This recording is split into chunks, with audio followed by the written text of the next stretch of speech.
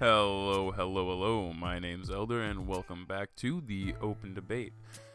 I will be your host for this evening, this afternoon, or this morning, whenever you choose to be tuning into this video.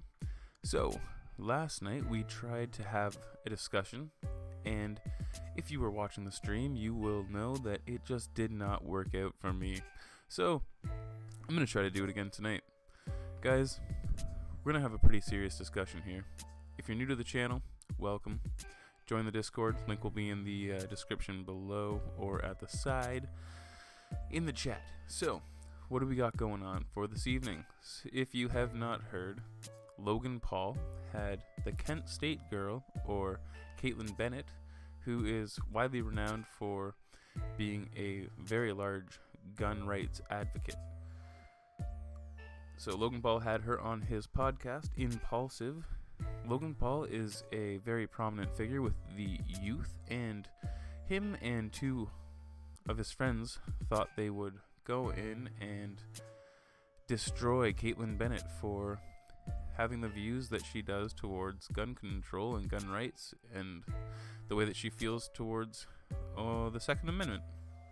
Well, the interview didn't quite go as planned, and I thought that it was quite interesting. It happened on February 25th. I just watched it yesterday for the first time and tried to watch it again with you guys here on the Open Debate, but it just did not work out. So tonight we're trying it again. Let's see how everything goes. First of all, I think that this was a really interesting topic to bring up because I live in Canada, and so my views on gun control and gun rights are completely different than those who potentially live in the United States. They aren't necessarily too far off, potentially, in my belief, but they may be a little bit separated. And so throughout this discussion, we may come to a little bit of a disagreement, but that's what life is all about. So, if you haven't seen the full podcast on your own, I implore you to check it out. We may be watching the entire thing. We may be skipping through quite a bit because, like I said, I have seen this once before. But we're going to check it out here tonight and go through just a bunch of different points and talk about it, discuss it, just see what's going on, guys.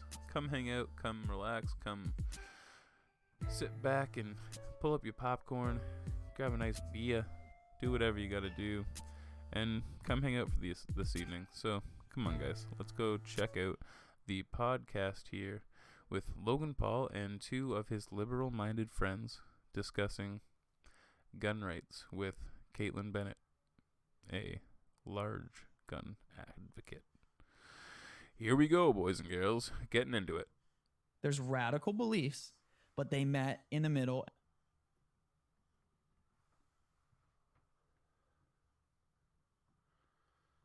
So I just completely dropped everything out, so I'll bring it up here now. Give me 2 seconds, boys and girls. I just need to do this here. Give me that. Do this. And go here. So, if you didn't watch the initial stream last night, for some reason, my internet has been completely dropping out continuously, and it wouldn't load the videos that I was trying to load yesterday. And so, I guess this evening we will try again and see how things go. I discussed last night how Logan Paul essentially gets red-pilled with this interview here, because in my opinion, he doesn't say very much, and I have seen a few of these podcasts before, and it's quite strange that he keeps his mouth shut throughout the entire interview, and perhaps, like he says, and he does state at the end, it's because he's from Ohio, and he has grown up around guns and may potentially have separate views to his two friends here. But when you see the way that this guy and the other guy in the black shirt, who you can't see at the moment, act, and the way they formulate their arguments, he's a little better. The black guy in the black shirt is very hyper and very emotional. It's a quite interesting interview. So let's go. Let's watch it. If you've seen it, give your comment below. I'd love to know what you guys are saying, what you think. And we're just going to jump into it. There's radical beliefs, but they met in the middle and they compromised to get something done. We have done that so much. Maybe And we you're have. saying we're moving on past that? No, she I said think it's time to we're done compromising. No more compromising. That's a dangerous No, it's thought. That's what not. that's what I'm getting. Compromising has already got us to where we Listen. are.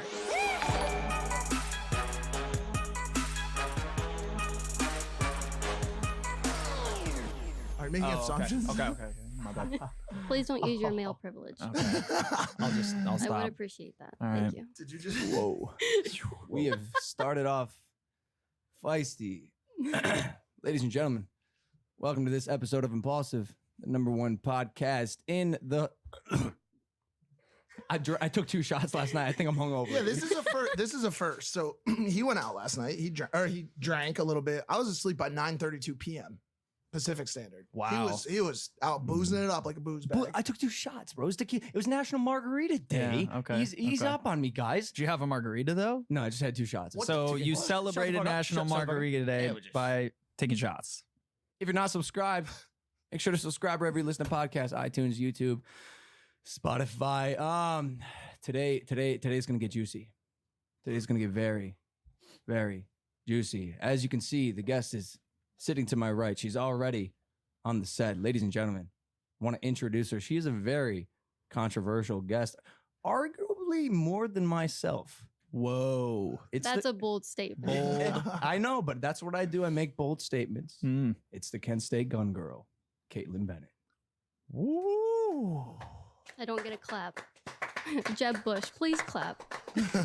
I noticed this the first time that I watched it. They were actually very, other than Logan Paul, they were very apprehensive to clap. Even Logan seemed a little bit apprehensive to clap for Kaitlyn there, and that's a little bit telling in the way that the conversation is going to play out and how defensive these two are going to be throughout the conversation. This one in particular.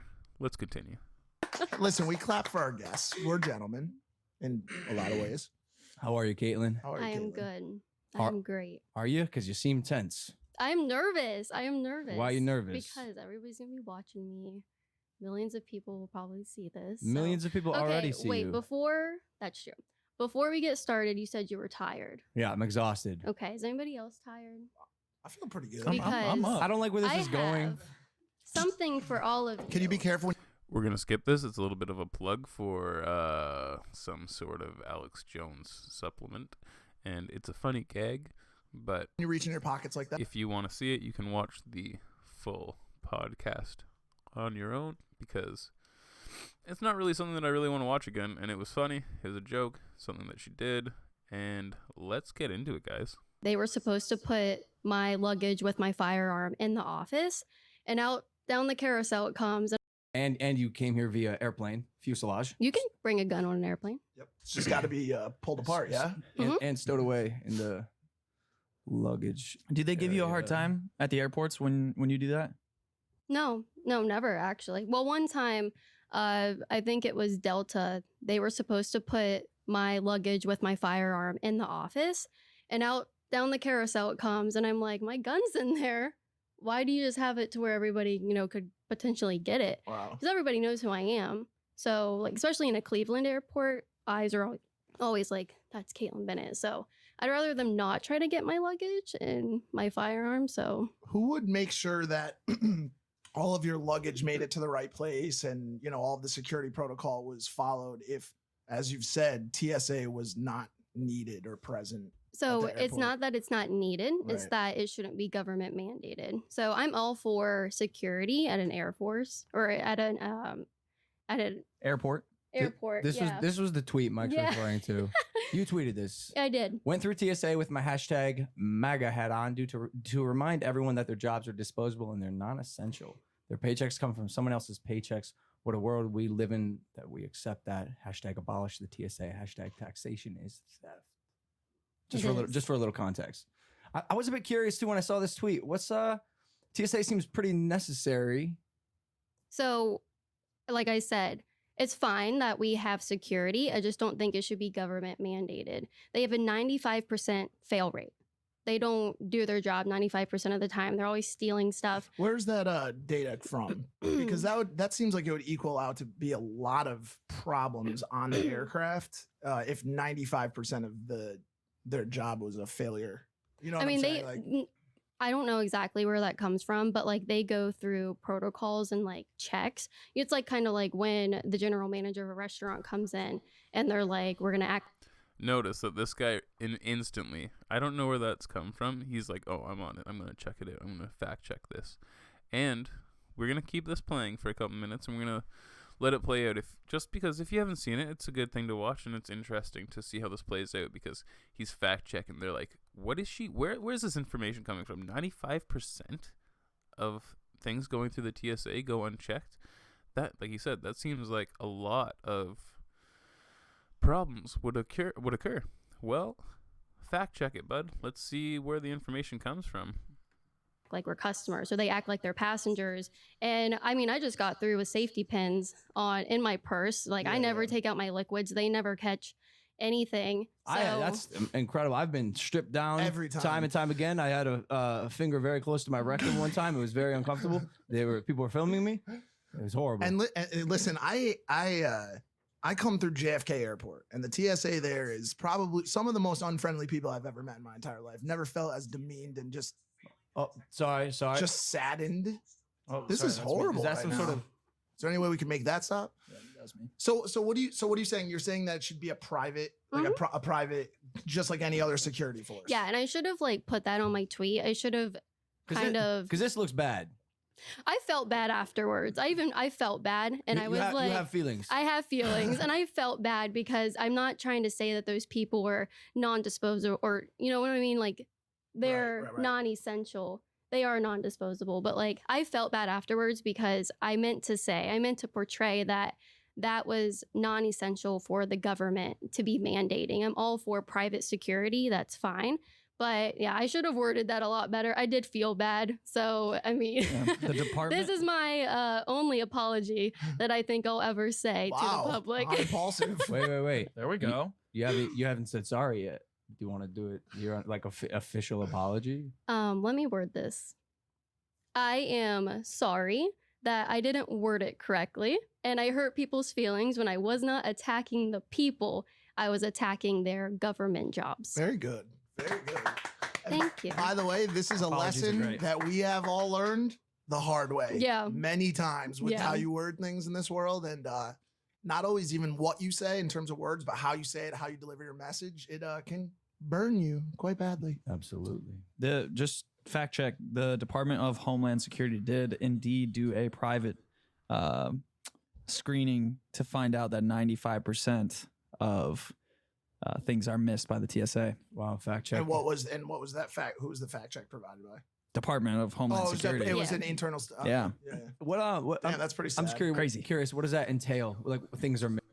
So, like, instantly, Buddy in the black shirt was so unimpressed and couldn't believe what he was hearing that he questioned where did that information come from? Who did that study? Well, it was actually the Department of Homeland Security, says the man who just did the research. Who's giving that statistic? It's actually me. I just researched it. It seems to be coming from the Department of Homeland Security. And so they find out that, 95% of all things going through the TSA are missed. But it's an isolated study where things were taken in that were not supposed to be taken in, and 95% of the things that were brought in were missed. That doesn't mean that there aren't necessarily that amount of things being brought in through a day, but it does mean that, the TSA really is not doing their job properly, and it's a government regulated and it's a government job. So something to keep in mind, guys. That's an indication of how this interview is going to go. So if you enjoyed the way that scenario played out, continue to watch and let me know how you're feeling below. Let me know what you're thinking. This is a conversation. This is not just me rambling on and listening to the discussion, but this is a discussion between all of us. I just want to hear what you guys have to say and what you're thinking down below and in the chat as we speak. Let's keep it going, guys. Missed. Wheels. Like liquids. No, weapons Yeah. and explosives. Oh shit. What I also don't understand is, they take water bottles from you if you have water Explosive in them, materials. and then they put them all in a bin right next to the entire line of people going through TSA. If there's like a bomb in there, why are you putting it in a case with all the other bombs where everybody is So going through where security? was this study done exactly? In fucking Afghanistan? Like, where are you finding buckets of bombs and 95? No, But I'm just saying, They're like, not finding that. They're finding explosive. They did a test. So what they probably did is snuck stuff in, and they saw what they could get past, and they got 95%. Yeah, of and things my passed. guess is So it's probably a controlled It's study. probably toothpaste. It's probably like stuff like that. Right. It's stuff And that could be- think yeah. about it. It's the Department of Homeland Security who owns the contract, I'm sure, to having TSA. Yeah. So why would they want to give that up? But I don't know. It doesn't make sense why they would say that the TSA is the one doing that. I don't know. I don't know. Maybe that's interesting. their way of putting it out there that it's not good enough, so that they need to implement more Right. security and checks and all that into the airport. So maybe that's what that is. Before you came on this podcast, not to change subjects, but before you came on this podcast, you had tweeted out that you were coming on Impulsive, the number I one did. podcast in the world. Yes, And, that got uh, interesting. Yeah. Yeah, it did get interesting. Chrissy Teigen responded. I have the tweet right here. You said, I'm extremely excited that I'll be flying out to California in a few weeks. And Chrissy responded. She said, I've just gotten word that the internet does not, in fact, Look how many likes care. she got. Like, that's how many people actually care. That's twittering. That's Twitter. No, Chrissy's popping. Yeah, she's John's wife. Well, she's also, I don't know. Chrissy She's Teigen, got her own. yeah. She's got her own thing. do you not like Chrissy? Because of this? I mean, I would see articles about her all the time about how like rude she is on Twitter, and I was like, I don't even know who this girl is. And then she responds, and I'm like, out of everything I've done on Twitter, this is what you respond to. Does she not like you? She does not like me. That's Yeah. why. But also, like, 2019 is the year of rebuilding and relationships. So, Chrissy, I want you to know, as I've said many times in the past, it's all love. I have no ill will or malice towards Chrissy. She tweeted this. She found an opportunity to make a joke and portray her views for her community. Like, okay, all power to her. But you responded. You're often responding to people on Twitter saying Yeah. things. Do you get triggered easily? Do I get triggered easily? Yeah. No, I do not. You tend to stay chill. Yeah, because if I got triggered over everything that happened on Twitter, I would not have a good time. And then I would not be here right now doing this. So I wouldn't go out in public. So I will say this. You trigger people. I do. Yes. Here's a question that I have for everybody. I haven't been on Twitter for very long. I have only had a Twitter for about a year, and I just don't know how to use it very well, I guess. Perhaps I'm just not following the right people. Perhaps I'm not engaging the way that you should be engaging on Twitter. It just is not something that I've ever really been a fan of or really done or just been around. So if you use Twitter, just let me know what you think about it and how you've found it. Tell me your story about Twitter. Let me know when you started using Twitter, how you found the platform to be, and what you see people doing and how you see them interacting on it. Is it the same as Facebook? I've used Facebook since 2009. Earlier, I was a MySpace boy back in the day, customizing those profiles. But I just never got into Twitter when it came out. And the only reason I have a Twitter is because I have this YouTube channel, and I don't even use it very much, so I don't promote it. If you want to find me, I'm on the Discord. Links in the description. Links in the chat, boys and girls. Come on over and hang out, talk, discuss, do whatever you want to do. No one's going to stop you. But I wanted to pose that question and ask you guys what you thought and what was going on with you guys with Twitter. I may do a video on that and discuss it and talk, because I really just it's, in all honesty, I feel like there may be other people like me who just never got into the Twitter thing. I'm not a tweeter.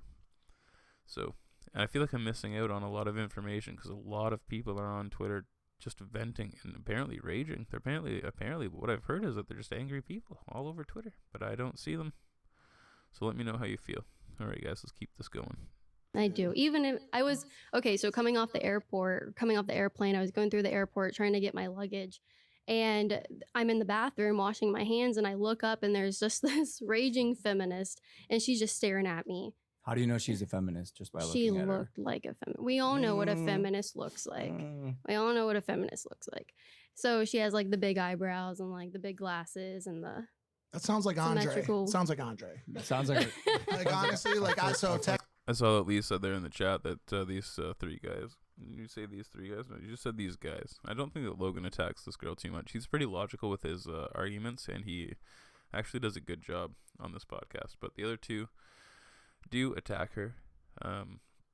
But I don't think just because she's a woman that you should like take pity on her or anything like in that manner or anything like that.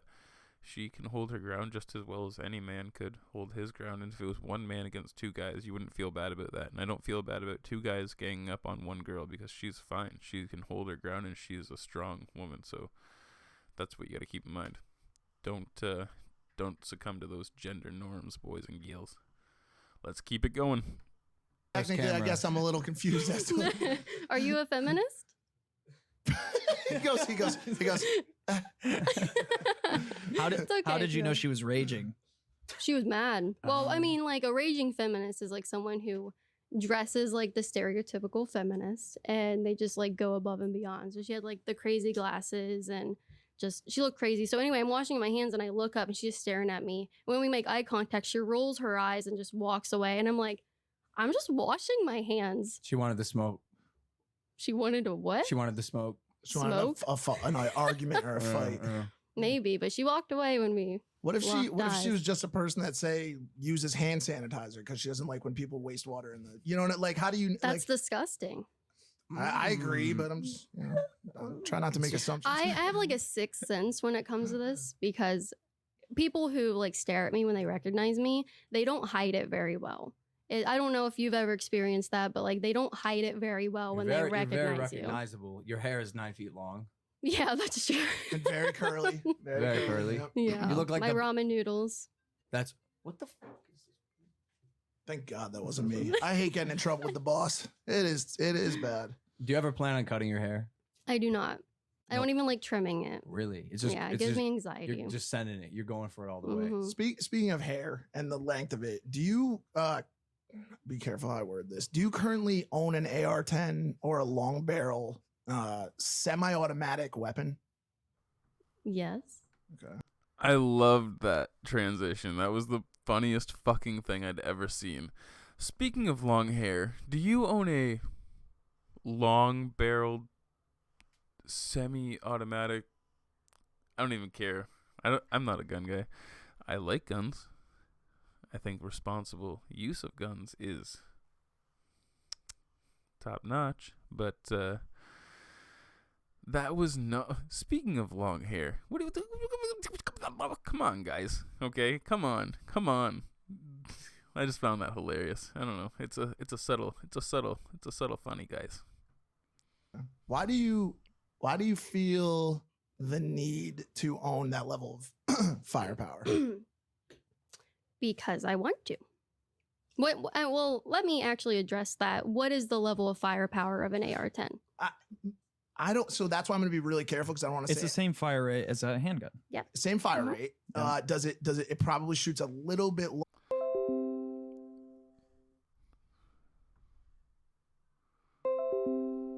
We're gonna see if we're back online here, boys and girls. I think we may be. See if it's happening again. Not too sure.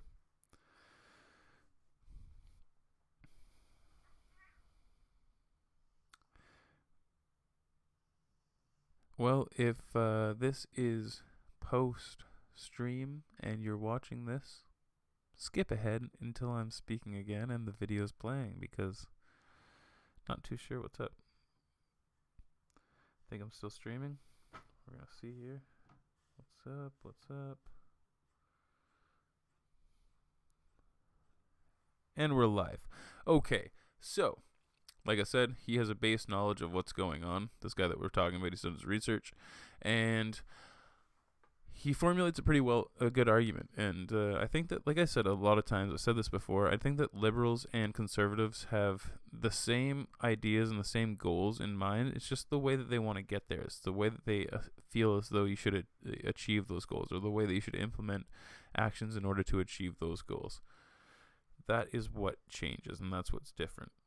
So let's keep this going, and yeah, what I didn't say is that the guy in the black shirt is very emotional. He hasn't done his research as much as this guy, but he still has the same mindset. He wants to get there, but this guy understands and realizes that life is tough. Plain and simple. That's like the motive. Life is tough, and you can't avoid that. So let's go. Let's see what they have to say. I want to hear what you have to say. Let me know what you're thinking. Let me know what you think about this this interview and this discussion. If you're watching it and you're here in the chat, just like talk to me, guys. Come on. We're not. What am I, here in a room by myself with 7 people just talking to myself? Let's go, boys and girls, and get right back into it. They're a handgun. Big. Much larger. Well, maybe not. No, you can get 30-round magazines for a handgun. So from a Yeah. Those are extended mags, though. Yeah, Mhm. legally. Yeah. Okay. Maybe not in California, but in Ohio you Yeah. can. so it's you own that weapon, not out of a need for protect. Well, I don't want to make these assumptions, but you own it. One of the reasons being because you have the privilege to own it. I have the right to own The it. right to own it. Yeah. Would you consider so I use 2 words there that might not be interchangeable. I'll ask you, do you think that rights are privileges that we've been given? No, we were born with them. Born with privileges. We were though. born with rights. So I look at those rights as privileges. Being born in That's this very dangerous. It could be, but let's talk about this. Being born in this country, I look at rights as privileges, okay? And we were privileged enough to be born here and be given those rights, okay? Someone gave us those rights before we were born.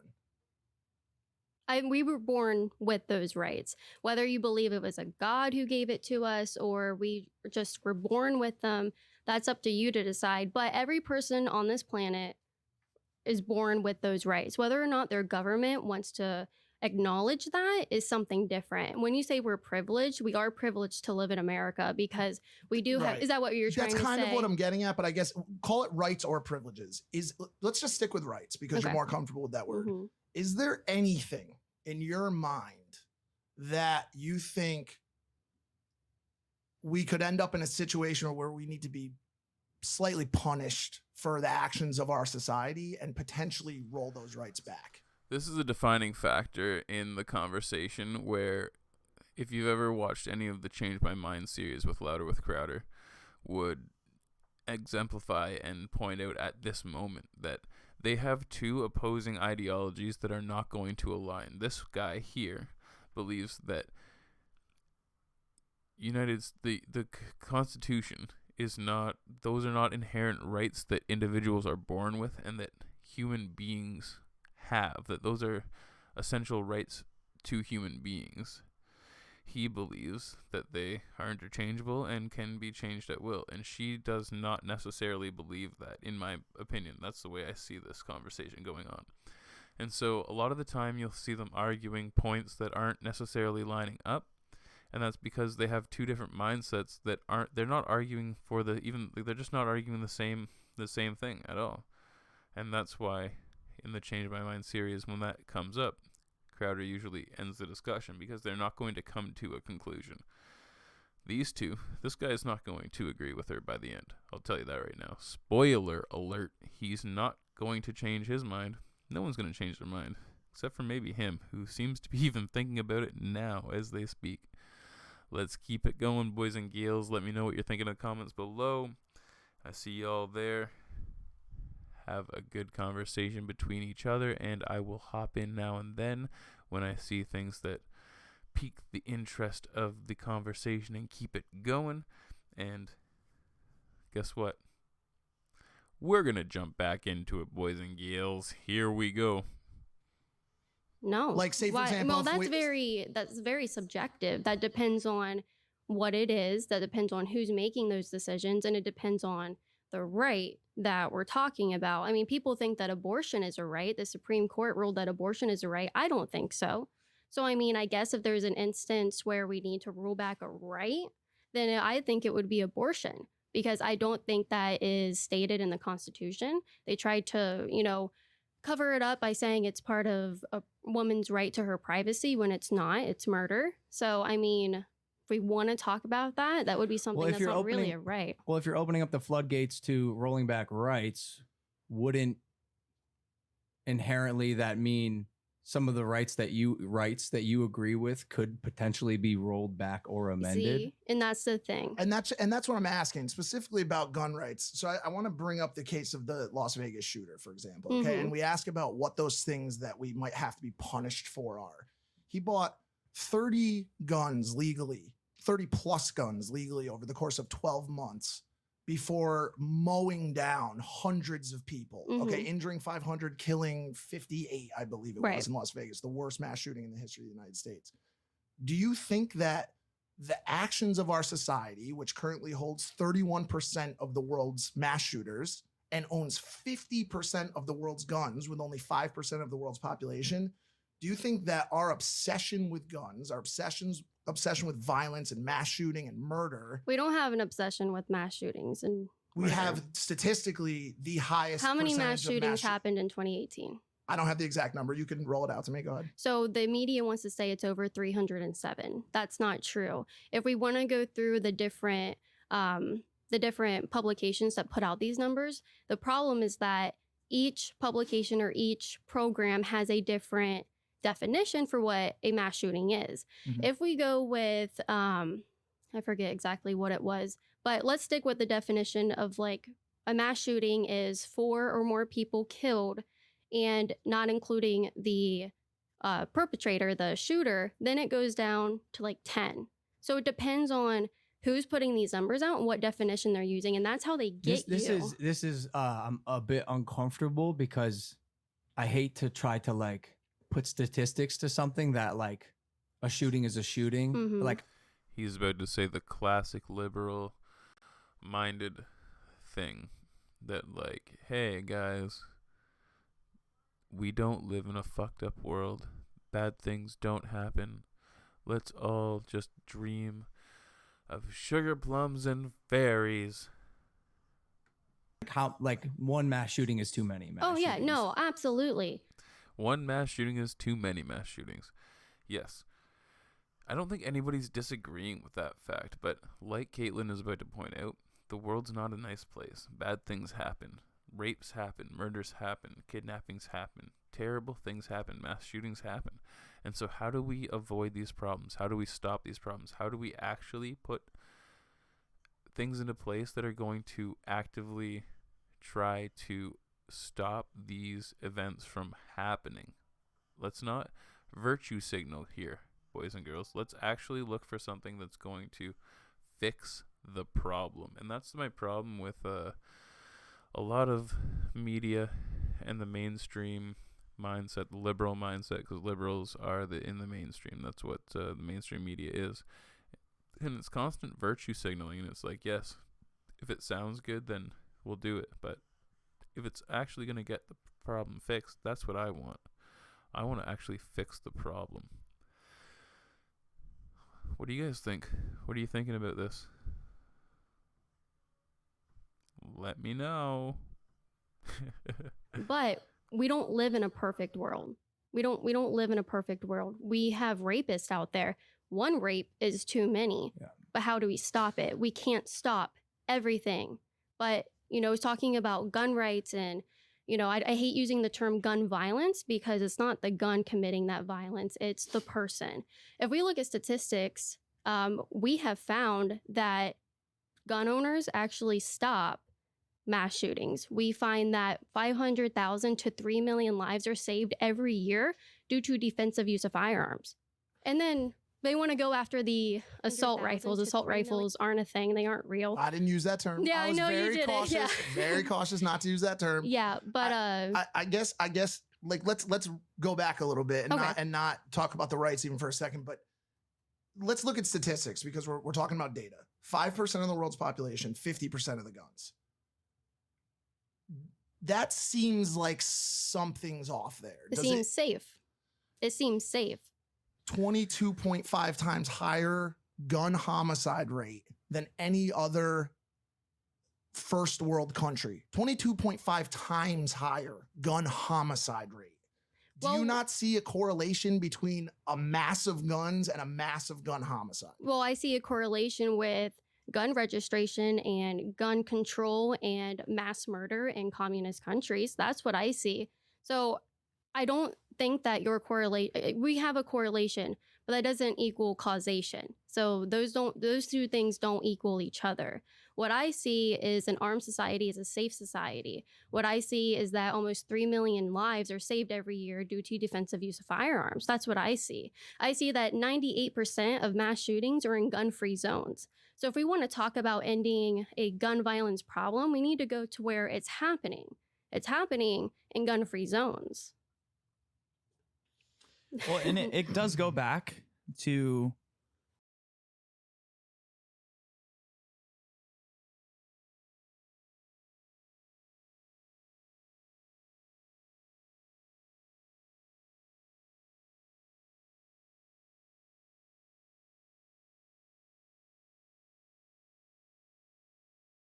our founding fathers wrote this in the Constitution that Alexander Hamilton said the most natural defense of a free country is a well-regulated militia. And then even the anti-federalist side agrees. So both sides of the coin agreed that we should have weapons and have a well-regulated militia.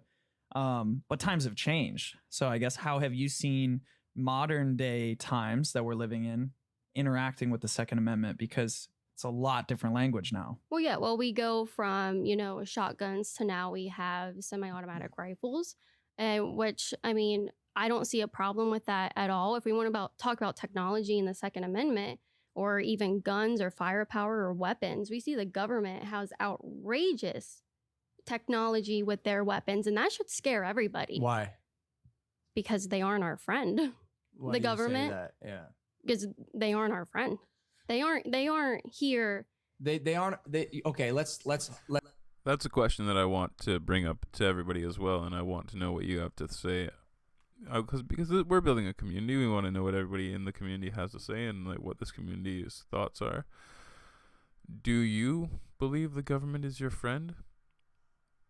I question everything, so I'm not 100% sure. I'm not going to give my definitive point of view at this moment. If at any point in time when you watch my full videos, you'll see my points of view. But during these live streams, I'm not giving my point of view. I'm giving. We're researching during these interviews during these live streams. These are times for us to gather information, and if you already have a set point of view, I'd love to hear it and what has brought you to believe that, because I'm building my point of view, and I will constantly be looking for new information and constantly be building my point of view. So that's why we have the chat. That's why we have a community, so that we can all learn from each other through learned experiences and through actual real world events. So let me know what you think and how you guys feel. Let's keep it going, boys and girls. Let's say that's true. Are they our enemy then? I would say slightly, yes. The country that we live in. The people who run it. Yeah. The people who So run it. explain, because I do think there is some validity when we do look at how much our military kills other Mhm. people around For the sure, world. yeah. Like for we sure. can't, that's not an insane statement, because like in the wars in Iraq and Afghanistan, we killed hundreds of thousands of Yeah. civilians. Like, can you imagine if another country attacked the United States, killed hundreds of thousands of people, only lost, let's say, tens of thousands of people? Like, it does seem weird that we live in this country that's free, and we kill so many people to maintain that freedom, Well, maybe I might or to make some people mad with incentives. this one. I don't think we're over there protecting what freedoms are we protecting over there? The U.S. government would argue that a safe nation overseas is a safe nation at home. See, I'm not- she's asking why though.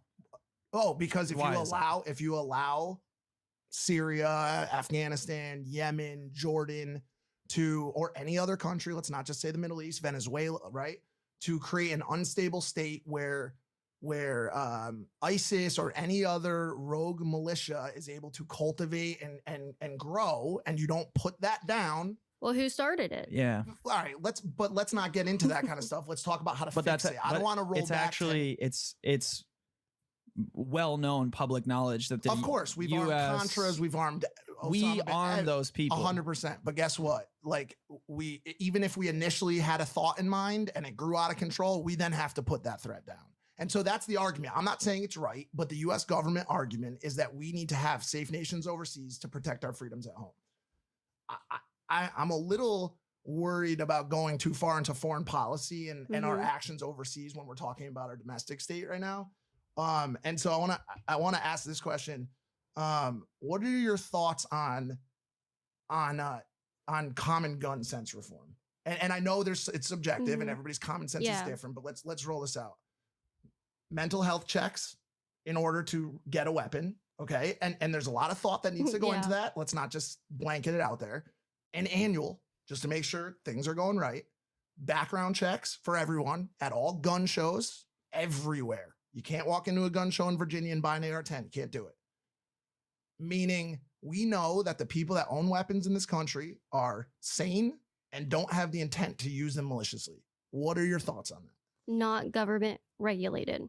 So let me go into depth of that. I don't think the government should have any type of gun control laws on the book. Leave it to the private individuals, leave it to the private gun stores to implement that. I'm not against background checks. I'm not against mental health checks. I'm not against checking up annually. If I go to, I don't know, a gun store and buy a handgun, if they want to put me through all of these tests, all of these checks, if I have to go get a physical just to have the gun, then that's their property. It's their rules for how I obtain that gun. That's fine. I don't think it should be government mandated. I worked in a gun store and our government is so incompetent. They can't even fill potholes in Ohio. I'm sure that you remember that. The roads are pretty okay out here from what I've driven around. We do live in Encino, the beautiful rolling hills of No Encino. snow. No snow. Yeah, it's phenomenal. Yeah. So, if they can't fill potholes and get their, shit together, even fighting amongst each other, why are we putting them in charge of regulating our rights or telling us what we need? So I worked at a gun store and a woman came in, purchased a handgun. Everything was green to go, proceed. We did the background check. Everything came out fine. Well, come to find out, she went and killed herself. And then when we got contacted by, the police department, come to find out, she was never supposed to have a gun, but the agencies don't talk to each other that are supposed to report things to the FBI. Yep. So they never reported it, or else she wouldn't have gotten that gun. But, if she wanted one, she would have gotten one anyway. So I think that sounds like one case, and I'm sure there's many more, and I'm sure we're not doing the best job that we could be with background checks and mental health checks right now. And there's no doubt about that. The government could step their game up. But my question is this: what is the key priority and initiative for private businesses? Reputation. No, it's not. It's to make Yes, money. it is. It's to make money. But how do you make money? Through a good You have to reputation, have a that's good fair, reputation. but it's to make money. And It's incentive. because I know a lot of businesses have great reputations, they're not hitting their bottom line, and they're not going to be in business. I mean, much right longer. now, So people... if you give private businesses the sole responsibility of background checking and mental health checking, you are going down a slippery slope that leads to businesses protecting their bottom line, which is the most important thing to business. I have to disagree with you. I think that just points out the sleazy mindset that this man has. The thing that is clear to point out is that in the grand scheme of things, Logan Paul even points out here later on in the interview that he believes that she's wrong and that businesses' bottom line is just to make money, that they need to make money. And her argument here, and that you will see coming up, is that a business's bottom line is not necessarily to make money, it's to have a good reputation, because the better the reputation that the business has, the more money they will make. If they have a bad reputation, they're not going to make any money at all, plain and simple. And the best way to exemplify this, which she did not bring up, which would have been such a good slap in the face and so funny, is like, if a brand's only point and only goal was to make money and their image didn't matter, Logan Paul would never have apologized for the Suicide Forest incident. Plain and simple. Because he was still making money, he was still prospering, he was still doing well, but his brand's image was bad. And therefore, in the long run, he was not going to accomplish very much more unless he could clean up that image, which apologizing usually does. Let me know what you think about that, guys and girls, because that's how I feel about it. And let's hear what they have to say and what their argument, or what her argument is. I say they because she does such a good job at formulating her argument that she comes in with the attack of 10 individuals.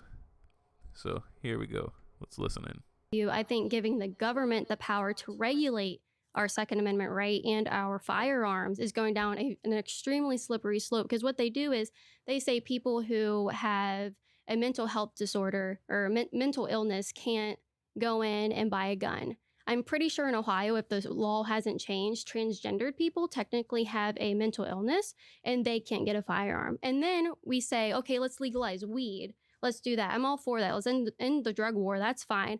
But what comes with that? If you go and buy weed, or if it's for a medical purpose, you can't have a gun anymore.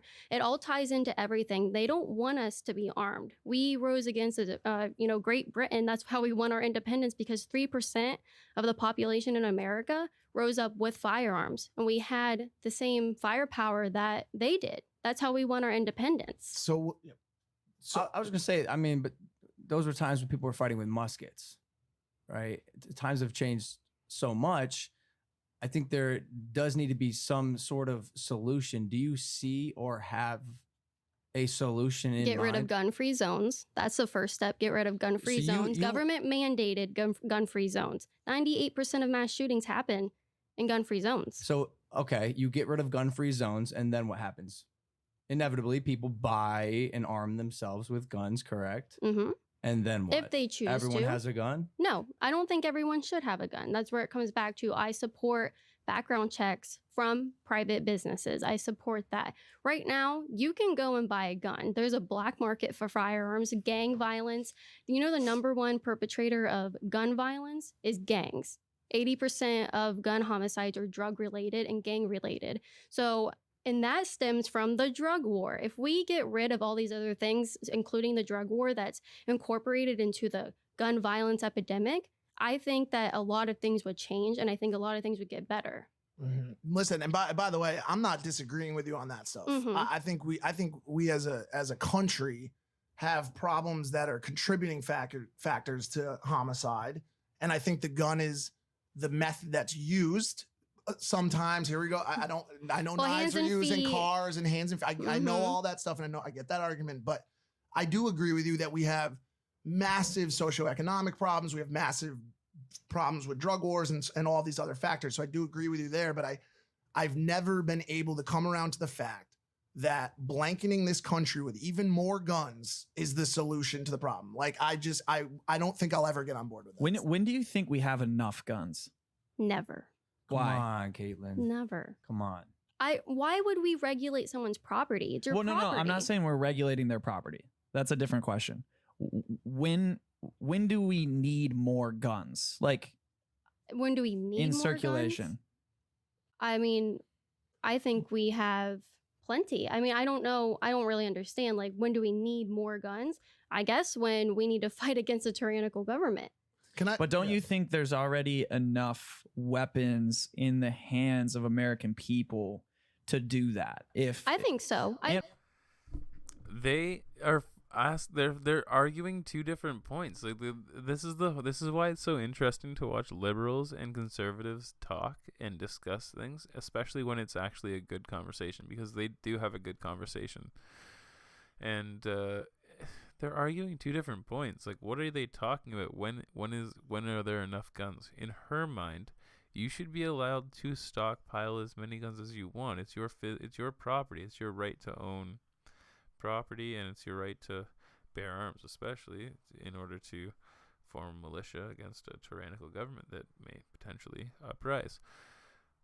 What do you mean, when are there enough guns? They'll make the argument, these liberals, I hate labeling people, but they have such a liberal mindset. These two guys here, the one with the man bun that we're looking at, the other in the black shirt, will bring up the point that if the government was to come and attack the people, that the people wouldn't have the ability to fight back because they don't have the right technology and they don't have good enough ammunition and guns. That's only backing up the right's points. Like, do you not understand? Like, they're not arguing the same thing. The right is saying that we deserve to have the same ability to protect ourselves as the government, because the government works for us. We don't work for the government. The people are not, the government is not there because they are giving something to the people. The people are what make the government something. Do you guys, I can't even describe what I'm trying to say. If you don't understand, like, I feel bad for myself for not being able to describe this to you, and you if you do not understand what I'm trying to say. Without you, the government has nothing. You are America, you are Canada, you are Australia, you are Britain, you are England, you are whatever country you're from, you are Indonesia, you are Saudi Arabia. You are the people. The people are the country. The government, sure, you've elected these people, depending on where you're from, depending on the country. If it's a democracy, you've elected these individuals to run and hopefully make the right decisions to ensure that the people within this country are safe and are prospering towards the right goals. But you, the people, are what make the country what it is. And they don't believe that. I don't feel as though this guy and the guy in the black shirt believe that. Watch this and tell me how you feel about it. And plus, we have a National Guard. Like, do you really think that Americans are going to, at one day, start killing other Americans? I hope. I mean, we do Like, right now, and they're doing it without guns. I hope that time never comes. I hope that like, we don't never you have think to it's like an see- extremist way of thinking? It is an extremist way of thinking, but it's also very realistic. That's what the Second Amendment is for. If it wasn't realistic, and you know, the founders were radicals. That's why we have the Second Amendment. That's why we have all of these rights that aren't granted to people in other countries, because they were radicals. And I'm so thankful that they were, because now we have free speech. We are granted our right to free speech, to the Second Amendment, to privacy. While they're all getting trampled on, we still have them. You know, Can I ask you a question about this fight against the tyrannical government, because it's something I've thought about many times and had this conversation before. We've got a bunch of guns in this country. We've got more guns than people, right? And so we're armed to the teeth. Have you ever shot an elephant with a pea shooter before? Have you ever done that? Have you? Do you know what it's like to have an AC-130 rain 105 millimeter rounds on your buildings and houses while you're shooting back with an AR-10? We are not going to win the battle against our government. That is the good point. That's why we should have the same weapons. So we should grab some AC-130s. We should be able to have the same weapons that the military has. We absolutely should. So I think what's happened, and this is just my assumption, and you know, it's my opinion, is that we have changed so much as a country and as a world that certain amendments, to Spencer's point from the Musket days, need some reshaping. Okay. Well, and what about free speech? And maybe I don't know. I'm not talking about free speech right now. But listen, you in your opinion or in your eyes, we should all have fighter jets. Well, here's or what. I love that that's just glossed over, but free speech. And he says, maybe. I'm not talking about free speech right now. Maybe? Are you fucking kidding me? Maybe? Wow. I didn't say that. I didn't say we should all have them. Okay. I think where I can. Well, I want to hear. I didn't say we should all have them, and I'm not saying that everybody should have a gun. I'm saying that we should have access to them to be able to obtain them if we wanted to. So does that mean that Bob over here, who, you know, is punching and beating his wife, should have a gun? Absolutely not. I don't think he should. But that doesn't mean that his right to have a gun should be restricted. So that's where the private businesses come in. I'm going to go back to the gun store I worked at, this guy came in, super shady guy. And we were like, so we told him that his background check is going to be delayed. And we went and did our own background check. This guy was a wife beater. So we didn't sell him the gun. The government told us to go ahead and give him the gun. We went and done our own background checks. No gun for that wife beater. I sort of agree with Mike's argument that when it comes to businesses, the bottom line is the only thing that truly matters, whether you agree with it or not. Like gun stores want to stay in business, and they're gonna sell guns to stay in business. Do you have any sort of combat for that argument? Because that is a strong one for me. I mean, yeah. So that is an argument. I'm gonna give a bit of a combat right now. Obviously, the bottom line is that is their main goal. And if they have to sell a gun to somebody to stay in business, they're going to do that. But if they have a bad reputation, then they're going to, like I said before, the reputation outweighs just selling a gun to everybody and anybody. Because if they're selling a gun to everybody and everybody, they're not going to stay in business. Plain and simple. What do y'all think? I have a personal experience like that. And obviously, like personal experiences don't make an argument, but I was going to work at a different firearms store in Ohio and come to find out that his reputation was so poor that even a lawyer reached out to me and was like, don't work for them. Like, this is terrible. So our society, if we would just care about people more, and I think that's a big part of it too, is how we treat each other. 100%. 100% of how we treat each other, how people are raised. But anyway, you go online and you look at the reviews for this store, absolute trash. And now they're not in business anymore because he was such a shitty person and such a bad person in how he handled business and how he handled people's money and how he treated people. He's no longer in business anymore. okay, but I think it kind of contradicts to what it's. I was gonna say it's a bit hypocritical. Maybe we're gonna say for something else, but I know like some of the things that you've done and the way you've treated people or talked to people, like especially with David Hogg from Parkland. I mean, I called him twig arms. Yeah, but that's true because he called me a racist. So I mean, like I would never just go after him for no reason, and I don't think that just because he was in a school shooting, puts up a special shield to where we aren't allowed to criticize his ideas now. That's not true. And, I was going after his twig arms because one, he does have twig arms. And two, he was straight up calling me a racist. Spencer has twig arms. And you challenged David Hogg to an arm wrestling match.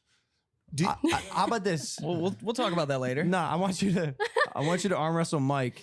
And if he wins, you have to give up all your guns. Me? Yeah. No, I'm good. No, I'm good.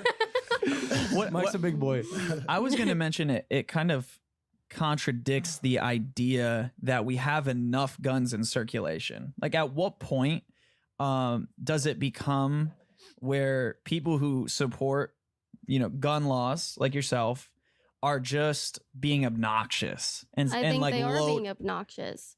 Well, like going onto campus with a rifle strapped to your back. To me, that says a lot about the ignorance of that side. Because can you imagine, if you're a student?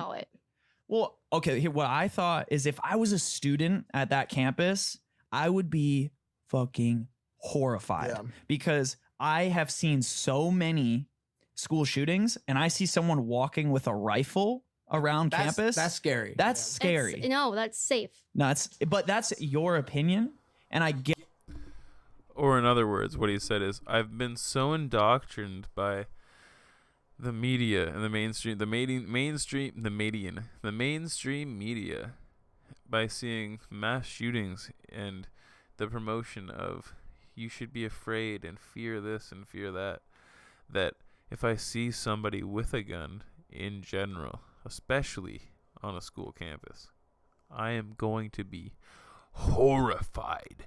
Could you believe the intense fear of all the children, all those little baby children in colleges and universities that saw a gun and were just mortified and had to run to their safe space? Can you even imagine? This is just disgusting behavior. Disgusting. Guarantee if you ask a crowd of 100 people And if you say, hey, I'm gonna really respect what these 100 people have to say, I guarantee you the majority of them are gonna say that's scary. If And they see anybody that's coming fine. on, She agrees, by the way. She says that's fine, as I paused it in the middle. But by the way, that's your mindset. So if I was to say, if you were to ask 100 people if they were to be afraid of that, I would say no, the majority would not. But that's also my mindset. So let's ask 100 people and see how they feel. Like you don't, like, that's what I mean. People need to understand that they, no matter who you are coming from a biased mindset. Me, you, everybody. And so take a step back from the way that you feel and think, maybe not everybody feels the same way as I do. on their Fine. campus with a rifle, yo, Yeah. you're lucky you don't get shot doing that. Well, And- let me and tell you start about probably- that You should have photo. probably been Let me scared a tell little you bit, about yeah. this photo. So in April, so that was taken in May. In April, I organized an open carry demonstration on our campus. I had 50 gun owners with firearms there. There were probably more guns than people at that, little rally that I had in April. And it was the safest time to be on campus. So what I'm doing is this is what I did was perfectly legal. That was 100% legal. Yeah, we know that. Yeah, so when I graduated, I was finally able to arm myself. That's the whole point of the caption I put. But a day later, I wasn't even allowed to have my handgun. So I went out and I made a point. I had an officer with me. I contacted the school 4 days ahead, 3 days ahead. And when I got there, I didn't take it out until an officer was with me. And I did it when very few people were on campus because I'm not trying to go out there with a rifle and scare people. I would never walk around like this around school. That's not the point. The point was to make a bold statement in a photo. And I think it's just marketing. It's marketing the point that now I can have a rifle, but I couldn't have my handgun a day earlier in the classroom. That's the point. Well, Well, you're and holding it does make us think, because that's crazy to me that, you can't, student, faculty, and staff can't have a deadly weapon, but a visitor can. Yes. So that's, to me, That makes sense. That does make sense that you're bringing awareness to that, because that is kind of crazy. I think for me, having now talked to you and sat with you, I think what bothers me, and I don't know if it's what bothers Spencer, is the optics of how you do your things, right? And Yeah. so, like, I get it. You made a statement, right? Well, like, And you also have a ton of really valid points, about how we treat each other in this country, the protection of women, and how we protect ourselves as civilians. But I think, unfortunately, those valid points are shaded over by some of your more extreme views and how you bring them to the public eye. Yeah, I've heard that before. And that kind of sucks, because, to be honest with you, in my eyes right now, the biggest problem we have in this country is a divided state. And Yeah. I'm not saying who did it. Was Yeah. it Obama? Was it Trump? Whatever, right? It's the fact that He says this, and I honestly feel as though perhaps he does feel this way, but the way that he enacts and the way that he portrays himself is really not evident to support this mindset. He's very confrontational. He's very aggressive. He's very emotional. But that could just be because he's passionate about what he believes in. Let me know. Let me know what you think. Let me know how you feel about this guy. I really did not like him very much throughout the podcast. I have a vendetta against him. I would like to see him. I wouldn't like to see him anything. He already has failed in everything that he says throughout the time that he's on this podcast.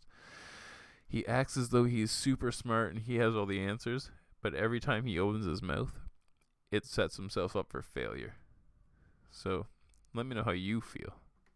that you have people on the right saying that every view that opposes their view is from a leftist ideology, and Mhm. people on the left saying, I stay right here, right and wrong, find solutions, common sense, okay? And so common sense is subjective, like you always say, Right. but unfortunately, I think after now talking to you and seeing who you are, that, like I said, you have a lot of very valid points that are slightly overshadowed by your theatrics, and Yeah. and that sucks.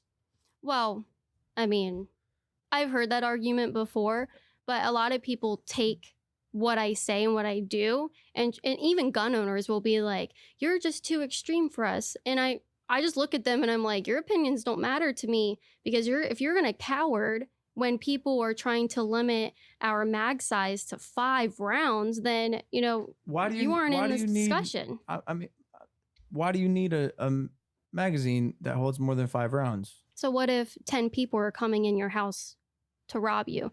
So you are not gonna, especially with a 380, like my handgun holds a 380. It's small, it's tiny. I'm gonna probably need more than 5 rounds to take someone down with it. Absolutely. So, but you already own magazines that are large enough, Yes. correct? So Well, then depending at what on- point do we, as a country, start to limit these things? And, I don't think we should.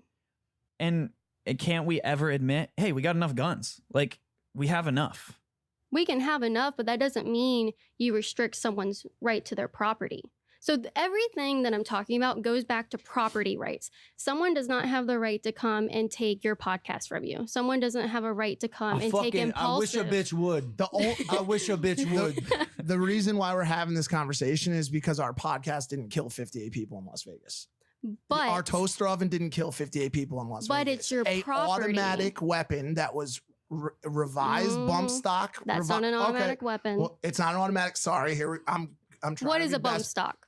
It is a piece of, call it technology, call it Plastic. mechanical device that is used to turn a semi-automatic weapon. No, it's not. No. Mm-mm. Okay. Bump stock is a modification that you put modification. on. It doesn't turn the firearm into anything. Oh, it's And sorry. you It can gives do you it gives you the ability to fire the weapon faster. to bump fire. But you can do that with a rubber band. You can do Right. that with a finger. You can do that with a belt loop. Are we going to ban all those?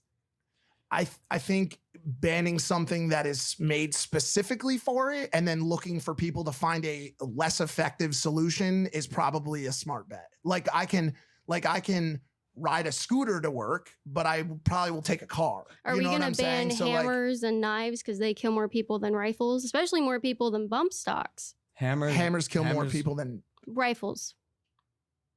Hammers, even feet and hands kill more people than rifles. Hammers kill more people than rifles. I love how quickly that dude hops on the fucking computer every time she says something. You'll notice this if you continue to watch the stream. If you watch this video, the buddy with the man bun, he hops on the computer every time she states something that could be factually incorrect, and he's like, "Oh, more people are killed by hammers than by guns. Let me see. Let me type it out. Let me see if she's factually correct." And guess what? I commend him for doing that. I think that's a very good thing. You need to be researching. You need to be checking things out that people are saying. I actually do think that's a very good thing. It's just funny to see it. And when he does, he finds out the research is correct. So, let's keep it going, boys and girls. Mm-hmm. Looking it up. let's see. Blunt objects. So and while we're on this, and while he looks for that, while we're on this rifles discussion, I want to get a little bit more clarity on the reasoning behind owning semi-automatic long barrels again, because I know you look a lot for protection, right? What is the use case for a gun that could put those kind of rounds downfield? Is it hunting? Like, what do you, or just whatever you, or whatever you want? Whatever you basically. want. Yeah. I mean, home protection, that's something too, because if, like I said, a group of people are coming in to rob you or kill you or do something to your family, Yeah. I would much rather have a rifle. You would in than- close quarters? I mean, for the Or you're going going to be on the roof sniping down? No. Like, what's your plan? Even, I mean, hunters use it too. It's everything. They use it for protection of their cattle. They use it for protection of their family and their home. I have my rifle sitting right next to my bed. If an intruder is coming into your house, what looks more daunting? A rifle being pointed at your group or a handgun? They can both do the same things. I guess it's not a question of looks to me. In that situation, I would want to have what's more effective, which seems like it would be a handgun in a close quarters. In that number I told you, 500,000 to 3 million lives are saved every year due to defensive use of firearms. That is included just brandishing a weapon and making sure that perpetrator sees that you have a weapon and they back off.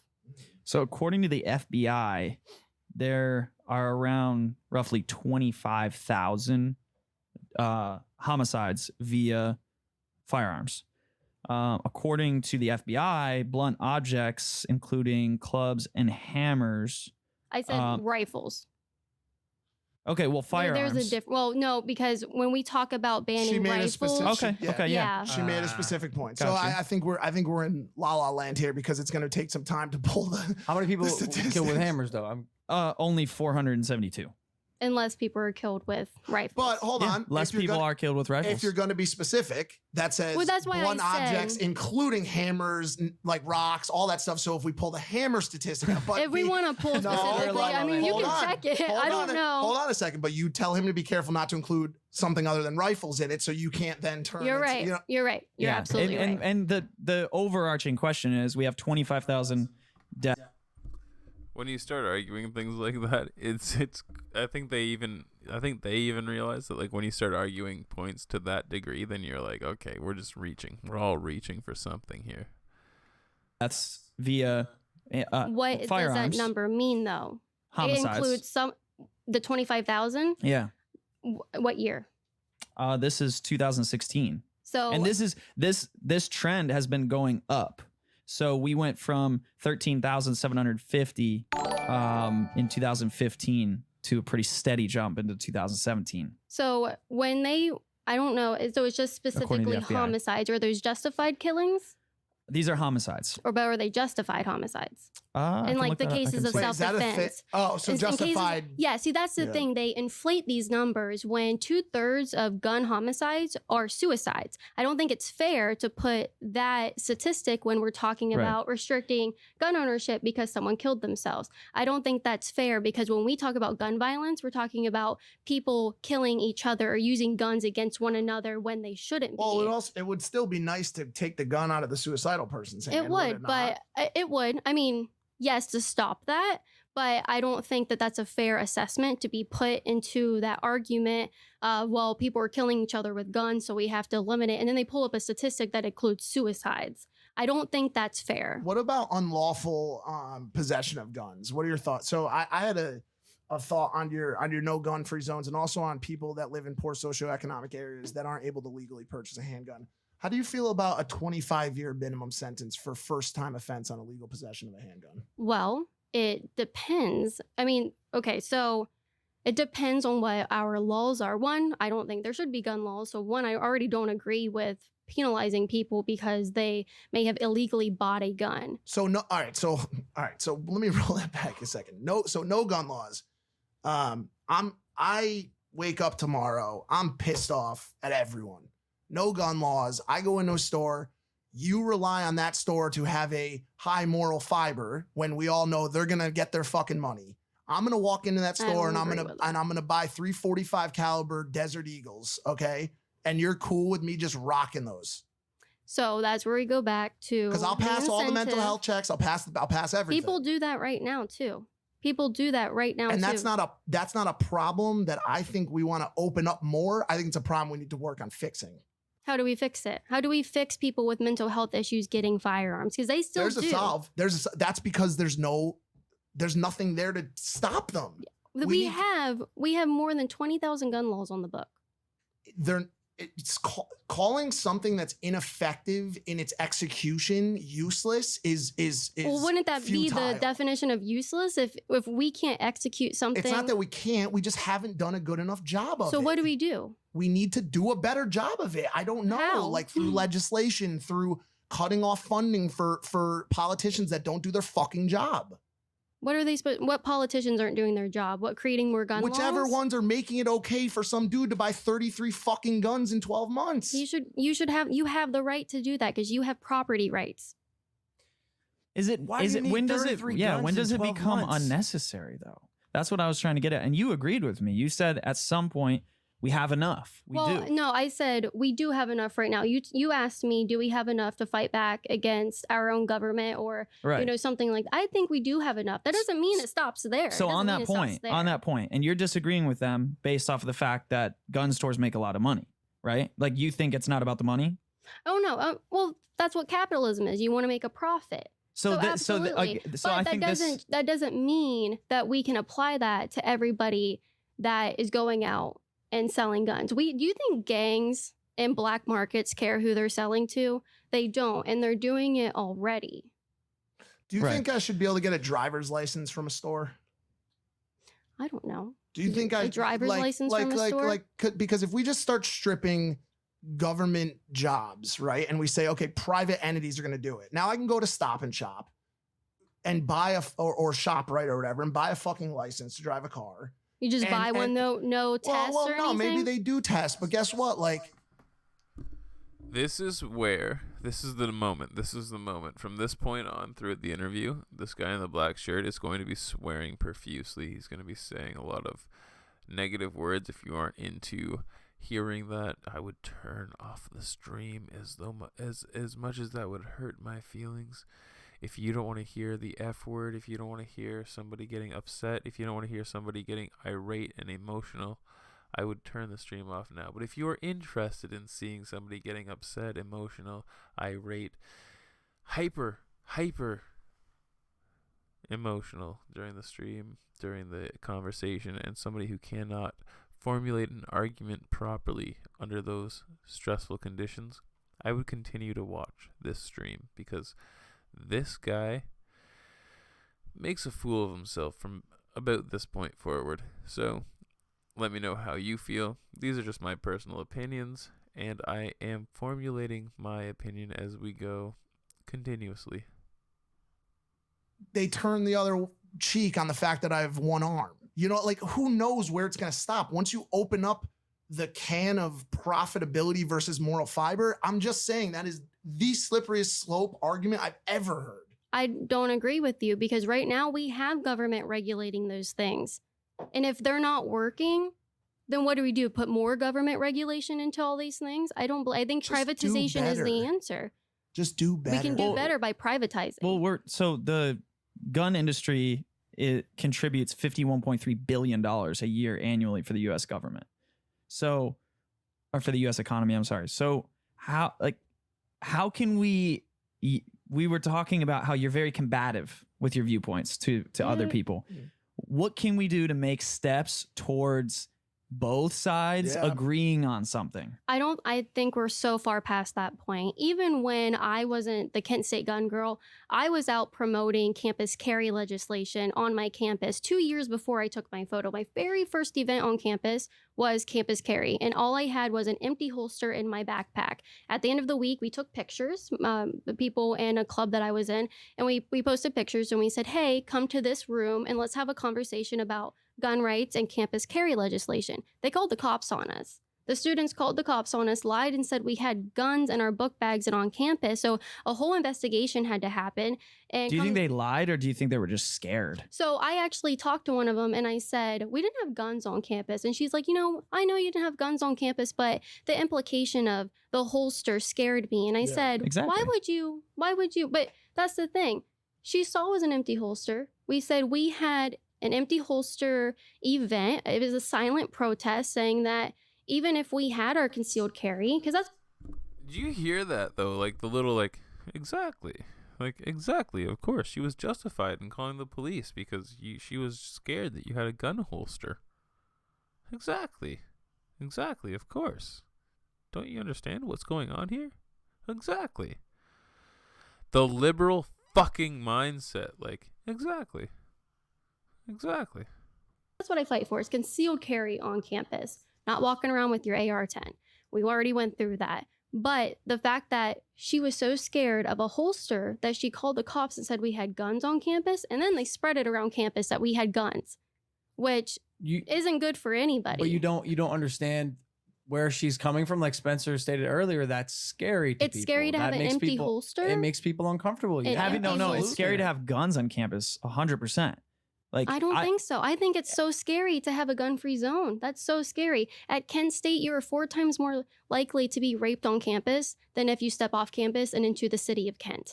That's terrifying. Why am I not allowed to protect myself? Why can't I have something more than mace? You are absolutely pepper spray? Allowed to protect yourself. It's just like, I hate to keep reverting to Spencer's point. It does rub people the wrong way. And it might, but I'm going to be blunt, and this might be my combative personality. It doesn't matter. It's my right. My rights don't end just because I step on campus. They do not just magically disappear. I should have the right, if I can legally purchase a firearm in a gun store when I'm 21 off campus and take it into Walmart, why can't I have it on campus in my dorm where I live? Why can't I protect myself where I live on campus, where I go to school, where I spend hours of my I think week? one of the issues to that, well, I do see where you're coming from, because at the end of the day, you know, if there was an active shooter on campus, I would like somebody who is well trained to handle that situation.